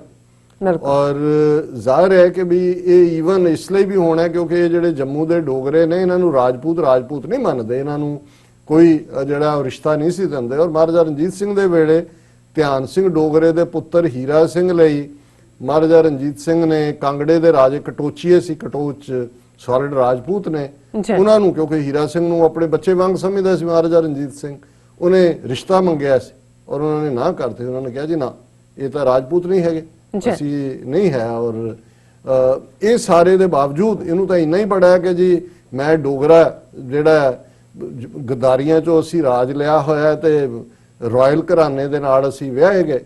ਔਰ ਉਸ ਸਾਰੇ ਚ ਹੁਣ ਝਗੜਾ ਪੈ ਗਿਆ। ਇੱਕ ਪਾਸੇ ਮਿਸਟਰ ਸ਼ਰਮਾ ਔਲੀ ਪੁੱਤਰ ਹੈ ਨੇਪਾਲ ਦਾ, ਸਨ ਆਫ ਦਾ ਸੋਇਲ ਹੈ ਪ੍ਰਾਈਮ ਮਿਨਿਸਟਰ, ਇਹ ਜਵਾਈ ਹੈ ਨੇਪਾਲ ਦਾ। ਹੁਣ ਇਹ ਜਿਹੜਾ ਜਵਾਈ ਹੈ ਇਹ ਕਿਉਂਕਿ ਹਿੰਦੂਤਵਾ ਦਾ ਏਜੰਡਾ, ਸ਼ਿਵ ਸੈਨਾ, ਜੰਮੂ ਕਸ਼ਮੀਰ ਦਾ ਜੋ ਬੇੜਾ ਘਰ ਅੱਜ ਤੱਕ ਕਰਵਾਇਆ ਉਹ ਇਹਨੇ ਆਪ ਕਾਂਗਰਸ ਚ ਹੈ ਮੁੰਡਾ, ਇਹਨੇ ਮੇਰੇ ਖਿਆਲ ਬੀਜੇਪੀ ਚ ਭੇਜਿਆ ਹੋਇਆ। ਔਰ ਸ਼ੇਖ ਅਬਦੁੱਲੇ ਦੀ ਵੀ ਜਿਹੜੀ ਪਹਿਲੀ ਗ੍ਰਿਫਤਾਰੀ ਹੋਈ ਨਹਿਰੂ ਦੇ ਨਾਲ ਇਹਨੇ ਸਾਂਠਗਾਂਠ ਕੀਤੀ। ਸੋ ਇਹਦਾ ਬੜਾ ਡਰਟੀ ਰੈਕਰਡ ਹੈ। ਸਿੱਖ ਮੂਵਮੈਂਟ ਦੇ ਵੇਲੇ 90ਵਿਆਂ ਚ ਇਹਨੂੰ ਐਂਬੈਸਡਰ ਲਾਇਆ ਹੋਇਆ ਸੀ ਅਮਰੀਕਾ ਚ ਇੰਡੀਆ ਦਾ। ਉਦੋਂ ਮੈਂ ਇਹਦੇ ਤੇ ਡੀਟੇਲ ਚ ਲਿਖ ਕੇ ਕਿਹਾ ਸੀ ਕਿ ਵੀ ਤੂੰ ਗੱਦਾਰਾਂ ਦੀ ਔਲਾਦ, ਔਰ ਇਹ ਉਦੋਂ ਕਿਸੇ ਪ੍ਰੈਸ ਕਾਨਫਰੰਸ ਕਿਹਾ ਸੀ ਨਹੀਂ ਅਸੀਂ ਵੀ ਮੰਨਦੇ ਆ ਸਿੱਖਾਂ ਨਾਲ ਸਾਡੇ ਬੜੇ ਚੰਗੇ ਸੰਬੰਧ ਰਹੇ ਨੇ। ਮੈਂ ਕਿਹਾ ਜੀ ਇਹੀ ਸੰਬੰਧ ਨੇ ਗੱਦਾਰੀ ਦੇ, ਅਜੇ ਸਿੱਖਾਂ ਨੇ ਤੁਹਾਡੇ ਨਾਲ ਅਕਾਊਂਟ ਬਰਾਬਰ ਕਰਨੇ। ਹੁਣ ਕਰਨ ਸਿੰਘ ਨੇ ਇਸ ਦੇ ਉੱਤੇ ਜੰਪ ਕਰਦਿਆਂ ਇਹ ਬਿਆਨ ਦਾ ਆ ਗਿਆ ਕਿ ਵੀ I condemn Oli who has been trying to distort the history and geography vis-a-vis India in the recent weeks because of domestic political compulsion. ਨਹੀਂ, domestic compulsions ਨਹੀਂ ਨੇ, ਉਹ ਤੁਹਾਡੀ ਹਕੀਕਤ ਨੂੰ ਐਕਸਪੋਜ਼ ਕਰ ਰਹੇ। ਰਾਦਰ ਹਕੀਕਤ ਨੂੰ ਐਕਸਪੋਜ਼ ਕਰਨ ਤੋਂ ਬਾਅਦ, ਜਿਵੇਂ ਓਲੀ ਨੇ ਕਿਹਾ ਵੀ ਇੰਡੀਅਨ ਰਾਹ ਜਿਹੜੀ ਹੈ ਉਹ ਮੇਰੀ ਹਕੂਮਤ ਨੂੰ ਡੇਗਣਾ ਚਾਹੁੰਦੀ ਹੈ, ਮੈਨੂੰ ਕੱਢਣਾ, ਇਹ ਬਿਲਕੁਲ ਠੀਕ ਹੈ। ਔਰ ਨੇਪਾਲੀ ਮੀਡੀਆ ਨੇ ਵੀ ਇਸ ਦੇ ਉੱਤੇ ਕਿਹਾ ਕਿ ਵੀ ਉਹਨਾਂ ਨੂੰ ਪਛਾਣੋ, ਲੋਕਾਂ ਨੂੰ ਜਿਹੜੇ ਰਾਹ ਲਈ ਕੰਮ ਕਰਦੇ ਨੇ। ਔਰ ਇਹਨੇ ਇਹ ਕਿਹਾ ਕਿ ਜੀ ਇਹ ਜਿਹੜਾ ਬਿਜ਼ਾਰ ਸਟੇਟਮੈਂਟ ਬਾਈ ਪ੍ਰਾਈਮ ਮਿਨਿਸਟਰ ਓਲੀ ਕਿ ਜੀ ਉਹ ਈਸਟ ਨੇਪਾਲ ਦੇ ਪਿੰਡ 'ਚ ਪੈਦਾ ਹੋਏ, ਉਹਨਾਂ ਨੇ ਮੈਂ ਹੁਣ ਡੀਟੇਲ 'ਚ ਨਹੀਂ ਜਾਣਾ ਹੈ, ਉਹਨਾਂ ਨੇ ਤਾਂ ਵੇਰਵਾ ਦਿੱਤਾ ਹੈ ਪੂਰਾ ਕਿ ਆਹ ਪਿੰਡ ਸੀ ਜਿੱਥੇ ਰਾਮ ਜੀ ਦਾ ਰਾਜ ਤਿਲਕ ਹੋਇਆ, ਇੱਥੇ ਉਹ ਪੈਦਾ ਹੋਏ, ਇੱਥੇ ਵਿਆਹ ਤਾਂ ਇਹ ਵੀ ਮੰਨਦੇ ਨੇ, ਬਰਾਤ ਇੱਥੋਂ ਹੀ ਜਾਲੀ ਅਯੁੱਧਿਆ ਤੋਂ ਲੈ ਕੇ ਜਾਂਦੇ ਨੇ। ਸੋ ਕੁੱਲ ਮਿਲਾ ਕੇ ਮੈਨੂੰ ਇਸ ਸਾਰੇ 'ਚ ਇੱਕ ਦਿਲਚਸਪ ਨੁਕਤਾ ਇਹ ਵੀ ਨਜ਼ਰ ਆਇਆ ਕਿ ਵੀ ਮੋਦੀ ਔਰ ਅਮਿਤ ਸ਼ਾਹ ਨੇ ਸੀਏ ਸਿਟੀਜ਼ਨਸ਼ਿਪ ਅਮੈਂਡਮੈਂਟ ਐਕਟ ਜਿਹੜਾ ਉਹ ਪਾਸ ਕੀਤਾ, ਜਿਹਦੇ ਥੱਲੇ ਡਾਕੂਮੈਂਟ ਮੰਗ ਰਹੇ ਨੇ ਭਾਰਤ ਦੇ ਮੁਸਲਮਾਨਾਂ ਤੋਂ ਕਿ ਭਾਈ ਦੱਸੋ ਤੁਸੀਂ ਕਿੱਥੇ ਜੰਮੇ ਸੀ, ਤਾਂ ਹੀ ਤੁਹਾਨੂੰ ਸਿਟੀਜ਼ਨਸ਼ਿਪ ਦੇਵਾਂਗੇ। ਹੁਣ ਤਾਂ ਰੌਲਾ ਰਾਮਚੰਦਰ ਜੀ ਦੀ ਸਿਟੀਜ਼ਨਸ਼ਿਪ ਦਾ ਪੈ ਗਿਆ। ਹੁਣ ਜਾਂ ਤਾਂ ਡਿਊਲ ਸਿਟੀਜ਼ਨਸ਼ਿਪ ਦੇਣ, ਉਹਨਾਂ ਨੇਪਾਲ ਵਾਲਿਆਂ ਨੇ ਤਾਂ ਦੇ ਦਿੱਤੀ, ਉਹਨਾਂ ਨੇ ਕਿਹਾ ਜੀ ਸਾਡਾ ਪੁੱਤਰ ਹੈ ਨੇਪਾਲ ਦਾ, ਅਸੀਂ ਤਾਂ ਇਹਨੂੰ ਮੰਨਦੇ ਹਾਂ ਸਿਟੀਜ਼ਨ। ਹੁਣ ਇੰਡੀਆ ਨੇ ਤਾਂ ਅਜੇ ਤੱਕ ਮੰਨੀ ਨਹੀਂ ਹੋਈ ਕਿ ਵੀ ਜਿਹੜਾ ਬੰਗਲਾਦੇਸ਼ ਚੋਂ ਆਇਆ ਜਾਂ ਪਾਕਿਸਤਾਨ ਚੋਂ ਆਇਆ ਜਾਂ ਕਿਤੇ ਹੋਰ ਆਇਆ ਉਹ ਵੀ ਸਿਟੀਜ਼ਨ ਹੈ। ਹੁਣ ਇਹਨਾਂ ਦੇ ਲਈ ਆਉਣ ਵਾਲੇ ਦਿਨਾਂ 'ਚ ਇਹਨਾਂ ਨੂੰ ਇਹ ਡਿਸਾਈਡ ਕਰਨਾ ਪਏਗਾ। ਬਹੁਤ ਚੰਗਾ ਹੋਏਗਾ ਕਿ ਜਦੋਂ ਇਹਨਾਂ ਦਾ ਨਵਾਂ ਸੈਸ਼ਨ ਸ਼ੁਰੂ ਹੁੰਦਾ ਹੈ ਕਿ ਵੀ ਇਹ ਰਾਮਚੰਦਰ ਜੀ ਨੂੰ ਇਨ ਐਡਵਾਂਸ ਹੀ ਜਿਹੜੀ ਹੈ ਉਹ ਸਿਟੀਜ਼ਨਸ਼ਿਪ ਦੇ ਦੇਣ ਇੰਡੀਆ ਦੀ, ਕਹਿਣ ਜੀ ਠੀਕ ਹੈ ਭਾਵੇਂ ਨੇਪਾਲ 'ਚ ਹੀ ਪੈਦਾ ਹੋਏ ਹੈ ਪਰ ਅਸੀਂ ਉਹਨਾਂ ਨੂੰ, ਕਿਉਂਕਿ ਸਾਡੇ ਲਈ ਤਾਂ ਵੋਟਾਂ ਹੀ ਇੱਥੋਂ ਨਿਕਲੀਆਂ, ਅਸੀਂ ਮੰਦਰ ਬਣਾਉਣ ਦੇ ਨਾਂ ਥੱਲੇ ਡਰਾਮੇਬਾਜ਼ੀ ਸ਼ੁਰੂ ਕੀਤੀ, ਨਫ਼ਰਤ ਫੈਲਾਈ, ਹਜ਼ਾਰਾਂ ਬੇਗੁਨਾਹ ਮਾਰੇ ਤੇ ਵੋਟਾਂ ਡਿੱਗੀਆਂ। ਤੇ ਹੁਣ ਜੇ ਰਾਮ ਜੀ ਨੂੰ ਹੀ ਨੇਪਾਲ ਵਾਲੇ ਲੈ ਗਏ ਤਾਂ ਵੋਟਾਂ ਕਿਹਦੇ ਨਾਂ ਤੇ ਮੰਗਾਂਗੇ? ਸੋ ਭਾਈ ਅਸੀਂ ਤਾਂ ਇਹੀ ਕਹਿ ਸਕਦੇ ਹਾਂ, ਅਸੀਂ ਕਿਸੇ ਦੀਆਂ ਭਾਵਨਾਵਾਂ ਆਹਤ ਕਰਨਾ ਜਾਂ ਭਾਵਨਾਵਾਂ ਨੂੰ ਇਹ ਸਾਡਾ ਨਹੀਂ ਹੈ। ਅਸੀਂ ਸਤਿਕਾਰ ਕਰਦੇ ਹਾਂ, ਉਹਨਾਂ ਦਾ ਫੇਥ ਹੈ, ਉਹ ਜਿਹਨੂੰ ਮਰਜ਼ੀ ਮੰਨਣ, ਲੇਕਿਨ ਜਦੋਂ ਤੁਸੀਂ ਕਿਸੇ ਫੇਥ ਦੀ ਫਿਗਰ ਨੂੰ ਪੋਲੀਟੀਕਲ ਵੋਟਾਂ ਦੇ ਵਿੱਚ ਕਨਵਰਟ ਕਰਦੇ ਹੋ ਔਰ ਉਹਦੇ ਲਈ ਤੁਸੀਂ ਕਿੰਨਾ ਝੂਠ ਦਾ ਜਾਲ ਪਸਾਰਿਆ, ਤੇ ਫਿਰ ਅਲਟੀਮੇਟਲੀ ਇਹ ਤਾਂ ਹੁੰਦਾ ਹੀ ਹੈ ਨਾ ਕਿ ਇੱਕ ਦਿਨ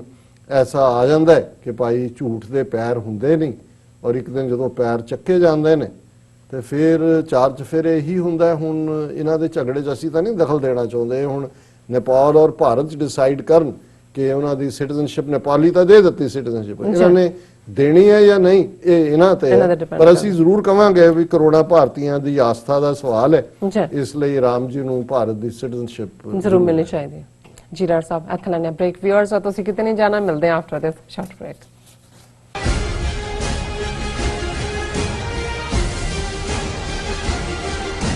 Are you tired of property violations, ECB court hearings wasting your time? AM Expediting Drafting and Design is the solution for your problems. AM Expediting Drafting and Design offers services that range from architectural drawings to expediting services to DOB, FDNY, and other agencies. Or visit their location at 116-15 Myrtle Avenue in Richmond Hill. Call AM Expediting Drafting and Design now at 718-725-0059. ਕੀ ਤੁਹਾਨੂੰ 30, 40 ਜਾਂ 50 ਦਿਨ wait ਕਰਨੀ ਪੈ ਰਹੀ ਹੈ ਤੁਹਾਡੇ check ਲਈ? ਫਿਰ ਬ੍ਰੋਕਰਾਂ ਪਿੱਛੇ ਭੱਜਦੇ ਫਿਰਦੇ ਹੋ ਪੈਸੇ ਲਈ, ਬਹੁਤ ਜ਼ਿਆਦਾ ਟਾਈਮ ਵੇਸਟ ਹੋ ਜਾਂਦਾ ਇਦਾਂ ਤਾਂ। ਜੇ ਤੁਸੀਂ ਅੱਜ ਹੀ ਪੈਸੇ ਲੈਣੇ ਤਾਂ ਬਾਬਟੇਲ ਨੂੰ ਕਾਲ ਕਰੋ। ਬਾਬਟੇਲ ਤੁਹਾਡੀਆਂ ਇਨਵੋਇਸਿਸ ਸੇਮ ਡੇ ਫੰਡ ਕਰ ਸਕਦੇ ਹਨ for a small fee, no contract, no reserve and no hidden fees. ਅੱਜ ਹੀ ਕਾਲ ਕਰੋ ਬਾਬਟੇਲ ਨੂੰ ਤੇ ਤੁਹਾਡਾ ਪਹਿਲਾ ਮਹੀਨਾ ਫ੍ਰੀ। 410 204 2084 ਅਗੇਨ 410 204 2084। ਇਹ ਦੋ ਵਿਚਾਰਧਾਰਾਵਾਂ ਵਿਚਾਲੇ ਟੱਕਰ ਦੀ ਵਾਰਤਾ ਹੈ। ਇਹ ਕਿਤਾਬ ਪੁਜਾਰੀ ਦੀ ਸਮਰੱਥਾ ਤੇ ਤਿੱਖਾ ਪ੍ਰਹਾਰ ਕਰਦੀ ਹੈ। ਨਾਸਤਕ ਵਿਚਾਰਧਾਰਾ ਵਾਲਿਆਂ ਵੱਲੋਂ ਉਠਾਏ ਗਏ ਸਵਾਲ ਗੁਰੂ ਨਾਨਕ ਸਾਹਿਬ ਜੀ ਦੇ ਸਵਾਲਾਂ ਨਾਲ ਬਹੁਤ ਮੇਲ ਖਾਂਦੇ ਹਨ। ਫਰਕ ਇੰਨਾ ਹੈ ਕਿ ਨਾਸਤਕ ਲੋਕ ਆਪਣੇ ਸਵਾਲਾਂ ਦੇ ਜਵਾਬ ਪੁਜਾਰੀ ਕੋਲੋਂ ਭਾਲਦੇ ਹਨ,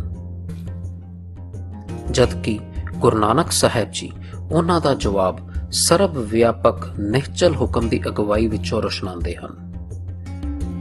sole enemy of a Sikh Brahminism English ਵਿੱਚ, ਜਾਂ ਸਿੱਖ ਦਾ ਇੱਕੋ ਵੈਰੀ ਬ੍ਰਾਹਮਣਵਾਦ ਪੰਜਾਬੀ ਵਿੱਚ।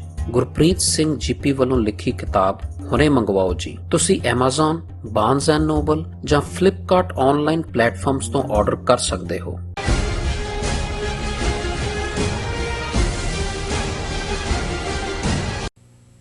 ਦਰਸ਼ਕੋ, ਬ੍ਰੇਕ ਤੋਂ ਬਾਅਦ ਤੁਹਾਨੂੰ ਆਪਾਂ ਸਭ ਨੂੰ ਜੀ ਆਇਆਂ ਕਹਿੰਦੇ ਆ। ਸੋ ਫੋਰਥ ਵਾਲੇ ਸੈਗਮੈਂਟ ਦੇ ਵਿੱਚ ਆਪਾਂ ਤੁਹਾਡੀਆਂ ਜੋ ਲਿਖਤਾਂ ਨੇ ਉਹ ਸਾਂਝੀਆਂ ਕਰਨ ਜਾ ਰਹੇ ਹਾਂ। ਸੋ ਰਾਈਟ ਨੂੰ ਜਿਹੜੇ ਲਾਈਵ ਜਿਹੜਾ ਆਪਣਾ ਸ਼ੋਅ ਅੱਜ ਦਾ ਚੱਲ ਰਿਹਾ ਹੈ, ਸੋ ਉਸ ਉੱਪਰ ਸਾਡੇ ਕੋਲ ਥੋੜੇ ਜਿਹੇ ਮੇਰੇ ਕੋਲ ਮੈਸੇਜ ਨੇ, ਉਹ ਮੈਂ ਤੁਹਾਡੇ ਨਾਲ ਸ਼ੇਅਰ ਕਰਨ ਜਾ ਰਿਹਾ।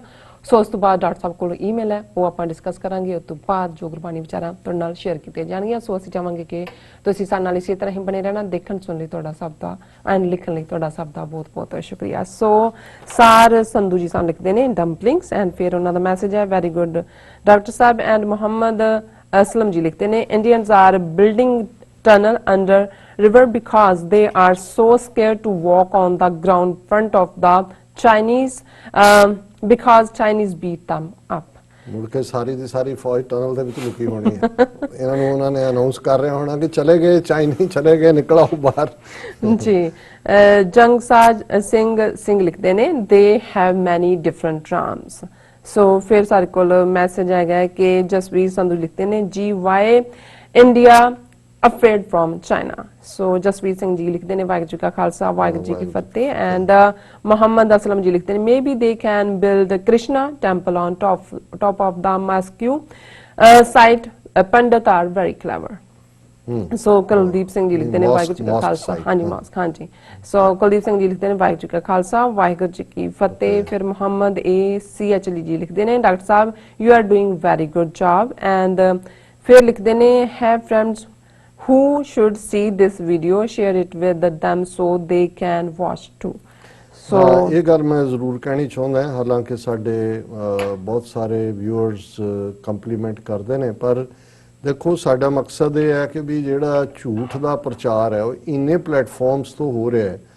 ਅਸੀਂ ਤੁਹਾਡੇ ਤੋਂ ਇਹ ਐਕਸਪੈਕਟ ਕਰਦੇ ਹਾਂ ਕਿ ਵੀ ਜਦੋਂ ਤੁਹਾਡੇ ਤੱਕ ਇਹ ਪਹੁੰਚਦਾ ਹੈ, ਹਾਲਾਂਕਿ ਇੱਕ ਵੀਰ ਨੇ ਇਹ ਲਿਖਿਆ ਹੋਇਆ ਕਿ ਜੀ ਤੁਸੀਂ ਜਿਹੜਾ ਉਹਨਾਂ ਨੇ ਇੱਕ ਸੈਗਮੈਂਟ ਦੇ ਥੱਲੇ ਲਿਖਿਆ ਕਿ ਤੁਸੀਂ ਸਾਰੀ ਵੀਡੀਓ ਕਿਉਂ ਨਹੀਂ ਪੋਸਟ। ਹੁਣ ਇਹਦਾ ਮਤਲਬ ਇਹ ਹੈ ਕਿ ਬਹੁਤੇ ਮਿਹਨਤ ਵੀ ਨਹੀਂ ਕਰਦੇ। ਹਾਲਾਂ ਸਾਡਾ ਟੋਟਲ 1.5 ਘੰਟੇ ਦੇ ਪ੍ਰੋਗਰਾਮ ਦੀ ਵੀਡੀਓ ਵਿਦਨ 2 ਆਵਰਸ ਅਪਲੋਡ ਹੋ ਜਾਂਦੀ ਹੈ, ਕਿਉਂਕਿ ਅਗਲੇ ਦਿਨ ਫਿਰ ਅਸੀਂ ਸੈਗਮੈਂਟ ਕਰਦੇ ਹਾਂ ਤਾਂ ਕਿ ਜਿਨ੍ਹਾਂ ਦੇ ਕੋਲ 1.5 ਘੰਟੇ ਦਾ ਟਾਈਮ ਨਹੀਂ ਵੀ ਹੈ ਦੇਖਣ ਦਾ, ਉਹ 4 ਸੈਗਮੈਂਟ ਹੁੰਦੇ ਨੇ ਜਿਹੜਾ ਉਹਨਾਂ ਦੀ ਦਿਲਚਸਪੀ ਦਾ ਸਬਜੈਕਟ ਹੈ ਉਹਨੂੰ ਦੇਖ ਲੈਣ।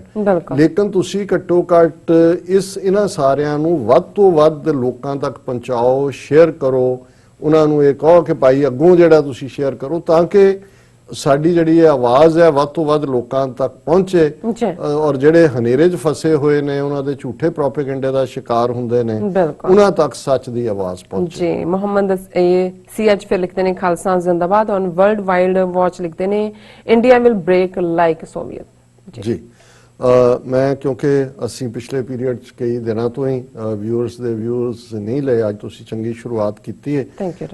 ਕੱਲ ਹੀ ਸਾਨੂੰ ਸ਼ਾਹਿਦ ਮੀਰ ਜੀ ਮਿਸੀਸਾਗਾ ਓਨਟਾਰੀਓ ਤੋਂ ਉਹਨਾਂ ਦੀ ਲਿਖਤ ਆਈ ਹੈ। ਇਹਨੂੰ ਵੈਸੇ ਅਸੀਂ ਆਪਣੇ ਟੌਪਿਕ ਦਾ ਵੀ ਹੈਡਲਾਈਨ ਬਣਾਇਆ। ਉਹਨਾਂ ਨੇ ਕਿਹਾ ਕਿ the kawa of Asia that is India, ਕਊਆ। ਹੁਣ ਜ਼ਾਹਰ ਹੈ ਕਿ ਇਹ ਗੱਲ ਫੋਕਲੋਰ ਦੇ ਵਿੱਚ ਵੀ ਹੈ ਔਰ ਰੂਹਾਨੀ ਈਡੀਅਮ ਦੇ ਵਿੱਚ ਵੀ ਹੈ। ਗੁਰੂ ਗ੍ਰੰਥ ਸਾਹਿਬ ਦੀ ਬਾਣੀ 'ਚ ਵੀ ਅਸੀਂ ਦੇਖਦੇ ਹਾਂ ਕਿ ਇੱਕ ਉਹ ਇਨਸਾਨ ਜਿਹੜੇ ਗੁਨਾਹ ਨਾਲ ਭਰੇ ਹੋਏ, ਗੰਦ ਖਾਣ ਵਾਲੇ, ਝੂਠ ਬੋਲਣ ਵਾਲੇ, ਹੁਣ ਕਾਂ ਵਿਚਾਰਾ ਜਿੰਨਾ ਮਰਜ਼ੀ ਸਨੇਹ ਦਿੰਦਾ ਰਹੇ ਤੇ ਜਦੋਂ ਵੀ ਬਨੇਰੇ ਬੋਲੇ, ਕਾਂ ਦੇ ਜਿੰਨੇ ਮਰਜ਼ੀ ਗੀਤ ਵੀ ਹੋਣ, ਪਰ ਜਦੋਂ ਵੀ ਗੰਦਗੀ ਖਾਣ ਦਾ ਜਾਂ ਕਿਸੇ ਦੇ ਕਾਲੇ ਦੀ ਹੁੰਦੀ ਉਹ ਵਿਚਾਰਾ ਕਾਂ ਹੀ ਫਸ ਜਾਂਦਾ, ਉਹਦੀ ਆਵਾਜ਼ ਵੀ ਨਹੀਂ ਕਿਸੇ ਨੂੰ ਪਸੰਦ ਆਉਂਦੀ। ਹਾਲਾਂ ਆਪਣੇ ਵੱਲੋਂ ਤਾਂ ਵਿਚਾਰਾ ਉਹ ਤਾਨਸੇਨ ਨੂੰ ਮਾਤ ਕਰਨ ਵਾਲਾ ਸੰਗੀਤ ਕੱਢਦਾ, ਪਰ ਉਹ ਕਹਿੰਦਾ ਕੀ ਕਾਂ ਲਾਈ ਹੈ, ਤਾਂ ਅਸੀਂ ਪੰਜਾਬੀ 'ਚ ਕੀ ਕਾਵਾਂ ਰੌਲੀ ਪਾਈ ਹੈ। ਸੋ ਕਾਵਾਂ ਦੀ ਤਰ੍ਹਾਂ ਕਿਉਂਕਿ ਇਕੱਠੇ ਹੋ ਕੇ ਕਰਦੇ ਨੇ, ਆਪਣੇ ਵੱਲੋਂ ਤਾਂ ਵਿਚਾਰੇ ਉਹ ਜਿਹੜਾ ਉਹ ਕੀ ਕੋਰੀਓਗ੍ਰਾਫ ਕਹਿੰਦੇ ਨੇ ਅੱਜ ਕੱਲ੍ਹ ਜਿਹੜੇ ਇਕੱਠੇ, ਸਾਰਾ ਉਹ ਵੀ ਤਾਂ ਨੋਇਜ਼ ਹੀ ਹੁੰਦਾ, ਪਰ ਚਲੋ ਕਿਉਂਕਿ ਹੁਣ ਜੋ ਲੋਕ ਬਣਾ ਦੇਣ ਉਹੀ ਹੈ ਭਾਈ ਕਾਂ, ਅਸੀਂ ਤੇਰੀ ਵਕਾਲਤ ਵੀ ਕਰੀਏ ਤਾਂ ਕੁਝ ਨਹੀਂ ਕਰ ਸਕਦੇ। ਦੂਸਰਾ ਬਰਡ ਜਿਸ ਨੂੰ ਸਪਿਰਿਚੁਅਲਿਟੀ ਦੇ ਵਿੱਚ ਵੀ ਹੰਸ ਔਰ ਪਰਮਹੰਸ, ਹਾਲਾਂ ਹੰਸ ਦੇ ਲਈ ਸਵੈਨ ਲਫ਼ਜ਼ ਹੈ, ਚਿੱਟਾ ਹੁੰਦਾ, ਉਚਾਈ ਤੇ ਉੱਡਦਾ, ਤੇ ਇੱਕ ਗੱਲ ਉਹ ਪੜਾਈ ਹੋਈ ਹੈ ਜੀ ਮੋਤੀ ਖਾਂਦਾ। ਪਤਾ ਨਹੀਂ ਹੁਣ ਮੋਤੀ ਕਿੰਨੇ ਕੁ ਮੋਤੀ ਨੇ ਜਿਹੜਾ ਖਾਈ ਜਾਂਦਾ ਉਦੋਂ ਦਾ।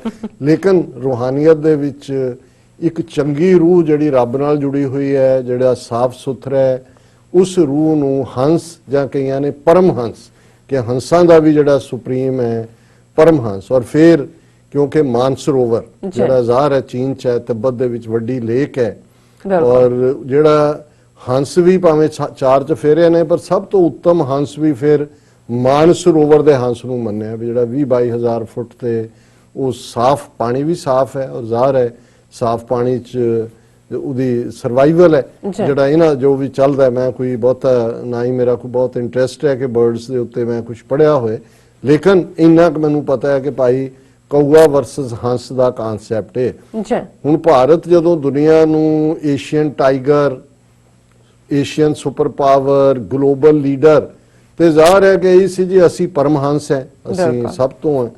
ਤੇ ਹੁਣ ਇਹਨਾਂ ਨੇ ਜਦੋਂ ਇਸ ਨੂੰ ਕਾਂ ਦੇ ਨਾਲ ਕਊਏ ਨਾਲ ਸ਼ਾਹਿਦ ਮੀਰ ਜੀ ਨੇ ਕਿਹਾ, ਸੋ ਜ਼ਾਹਰ ਹੈ ਵੀ ਅਸੀਂ ਤਾਂ ਇਹੀ ਕਵਾਂਗੇ ਕਿ ਭਾਈ ਬਣੇ ਫਿਰਦੇ ਸੀ ਹੰਸ ਤੇ ਅਲਟੀਮੇਟਲੀ ਨਿਕਲੇ ਕਾਲੇ ਕਾਂ। ਔਰ ਉਹਨਾਂ ਨੇ ਇਸ ਦਾ ਪੂਰਾ ਕੇਸ ਬਿਲਡ ਕੀਤਾ ਇੰਡੀਆ ਦਾ ਕਊਆ ਆਫ ਏਸ਼ੀਆ। ਔਰ ਤੁਹਾਨੂੰ ਵੀ ਉਹਨਾਂ ਨੇ ਅਸਲਾਮ ਅਲੈਕਮ, ਸਤਿ ਸ੍ਰੀ ਅਕਾਲ ਕਿਹਾ, ਮੈਨੂੰ ਵੀ ਕਿਹਾ।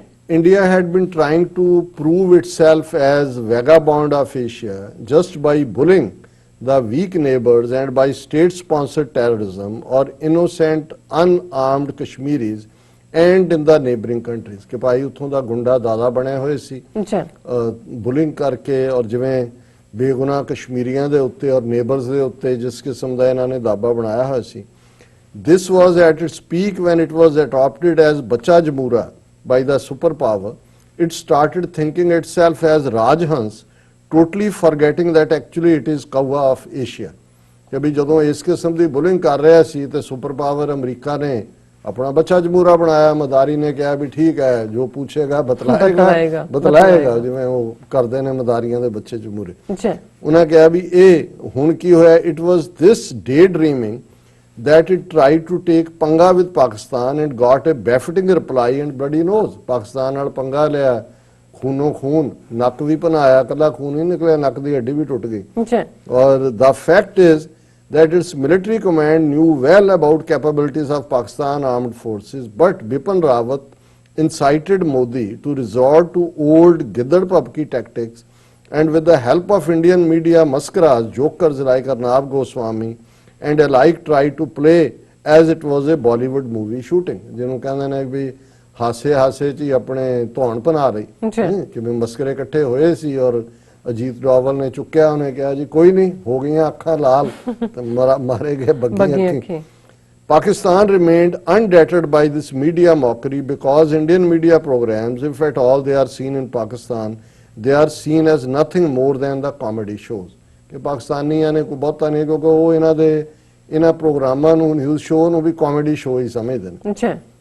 This whole episode unveiled the true face of India that is based on lies, total lies, and after all, a jackal sitting in the lap of a tiger doesn't become tiger. ਕਿ ਇੱਕ ਗਿੱਦੜ ਜੇ ਸ਼ੇਰ ਦੀ ਗੋਦ ਚ ਆ ਕੇ ਬਹਿ ਜਾਏ, ਦੂਰੋਂ ਫੋਟੋਗ੍ਰਾਫਰ ਖਿੱਚ ਲਏ, ਤੇ ਉਹਦਾ ਮਤਲਬ ਇਹ ਤਾਂ ਨਹੀਂ ਹੈ ਕਿ ਵੀ ਉਹ ਸ਼ੇਰ ਬਣ ਗਿਆ। ਔਰ ਇਸ ਸਾਰੇ ਚ ਜਿਹੜਾ ਭਾਰਤ ਦਾ ਅਸਲੀ ਚਿਹਰਾ ਉਹ ਝੂਠ ਵਾਲਾ, ਝੂਠ ਨਾਲ ਭਰਿਆ ਹੋਇਆ, ਉਹ ਐਕਸਪੋਜ਼ ਹੋਇਆ।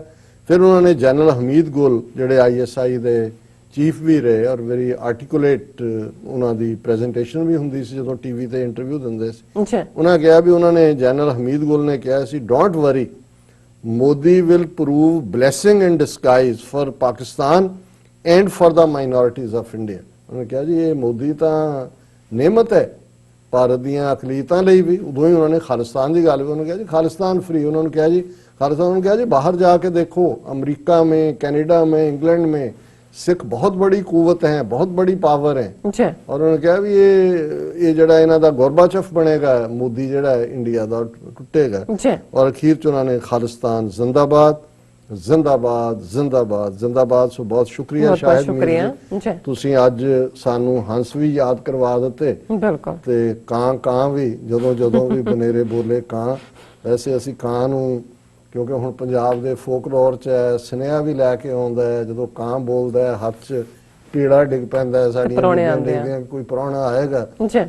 और चलो ਪਰ ਹੁਣ ਹਕੀਕਤ ਤਾਂ ਹਕੀਕਤ ਹੀ, ਉਹਨੇ ਕਾਂ ਵਿਚਾਰੇ ਨੇ ਕਾਂ ਹੀ ਰਹਿਣਾ ਜਿੰਨੇ ਮਰਜ਼ੀ ਸਨੇਹ ਦੇਈ ਜਾਏ। ਬਿਲਕੁਲ। ਤੇ ਉਹ ਵੀ ਹੁਣ ਉਹਨਾਂ ਨੇ ਵੀ ਸ਼ਾਇਦ ਅਮਰੀਕਾ ਨੇ ਵੀ ਕਾਂ ਹੀ ਰੱਖਿਆ ਸੀ ਵੀ ਸਾਡਾ ਸੁਨੇਹਾ ਚੀਨ ਨੂੰ ਦੇ ਦੇ, ਪਰ ਇਹ ਜਾ ਕੇ ਹੁਣ ਉਹਨਾਂ ਦੇ ਜਾ ਕੇ ਉੱਥੇ ਆਪਣੇ ਉਡਾਰੀਆਂ ਵੀ ਮਾਰਨ ਲੱਗ ਗਿਆ, ਤਾਂ ਉਹਨਾਂ ਨੇ ਚੁੱਕ ਕੇ ਗੰਦ ਦੇ ਢੇਰ ਤੇ ਸੁੱਟ ਦਿੱਤਾ ਕਿ ਚੱਲ ਗੂੰ ਖਾ, ਇਸ ਤੋਂ ਬਿਯੋਂਡ ਤੇਰੀ ਹੋਰ ਕੋਈ ਥਾਂ ਨਹੀਂ ਹੈ। ਜੀ ਡਾਕਟਰ ਸਾਹਿਬ, ਕਲੋਜ਼ਿੰਗ 'ਚ ਅਸੀਂ ਬਾਬਾ ਫਰੀਦ ਗੰਜ ਸ਼ੱਕਰ ਜੀ ਦੀ ਬਾਣੀ, ਕਲਾਮ, ਉਹਨਾਂ ਦੇ ਸ਼ਲੋਕ 130 ਜਿਹੜੇ ਗੁਰੂ ਗ੍ਰੰਥ ਸਾਹਿਬ 'ਚ ਦਰਜ ਨੇ, ਉਹਨਾਂ ਤੇ ਰੋਜ਼ਾਨਾ ਵਿਚਾਰ ਕਰਦੇ ਹਾਂ ਜੀ।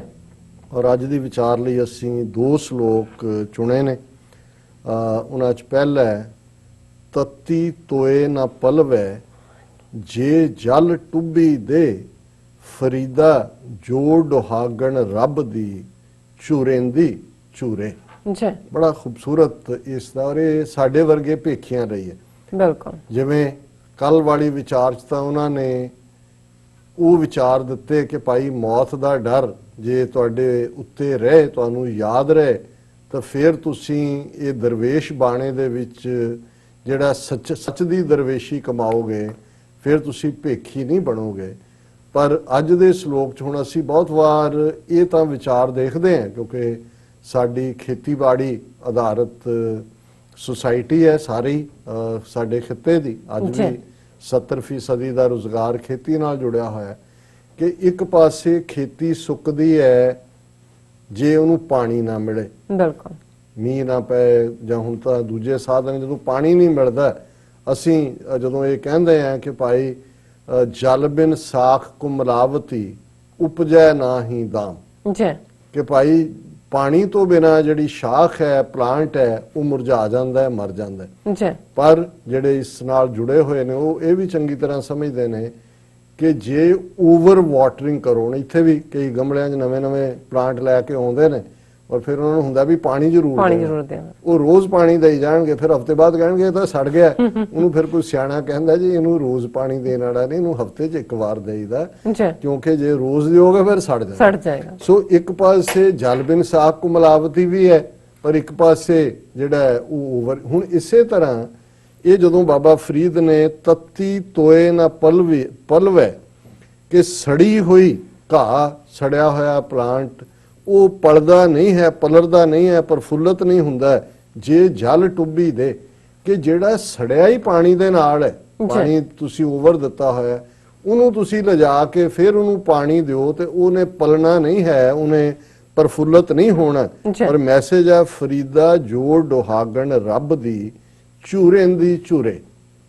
ਹੁਣ ਰੂਹਾਨੀਅਤ ਦੀ ਦੁਨੀਆ 'ਚ 2 ਲਫ਼ਜ਼ ਸੁਹਾਗਣ ਔਰ ਦੁਹਾਗਣ, ਜ਼ਾਹਰ ਹੈ ਦੁਨਿਆਵੀ ਵਰਡ ਸੁਹਾਗਣ ਉਹ ਹੈ ਜਿੱਥੇ ਹਸਬੈਂਡ ਵਾਈਫ ਖੁਸ਼ੀ ਵਸਦੇ ਨੇ।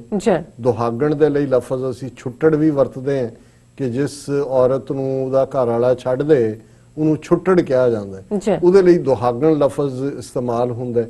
ਹੁਣ ਬਾਬਾ ਫਰੀਦ ਇਹ ਕਹਿੰਦੇ ਨੇ ਵੀ ਇੱਕ ਉਹ ਲੋਕ ਨੇ ਜਿਨ੍ਹਾਂ ਨੇ ਧਰਮੀ ਬਾਣੇ ਪਾਏ ਹੋਏ ਨੇ, ਮਜ਼ਹਬੀ ਰੂਪ ਰੰਗ ਹੈ, ਮਜ਼ਹਬੀ ਪ੍ਰੈਕਟਿਸਿਸ ਕਰਦੇ ਨੇ, ਉਹ ਦੱਸਦੇ ਨੇ ਕਿ ਭਾਈ ਅਸੀਂ ਰੱਬ ਦੇ ਵਿੱਚ ਡੁੱਬੇ ਹੋਏ ਹਾਂ, ਪਰ ਉਹਨਾਂ ਦੀ ਤਾਂ ਕੋਈ ਹੋਪ ਹੀ ਨਹੀਂ ਹੈ ਕਿ ਉਹ ਬਚ ਸਕਣਗੇ।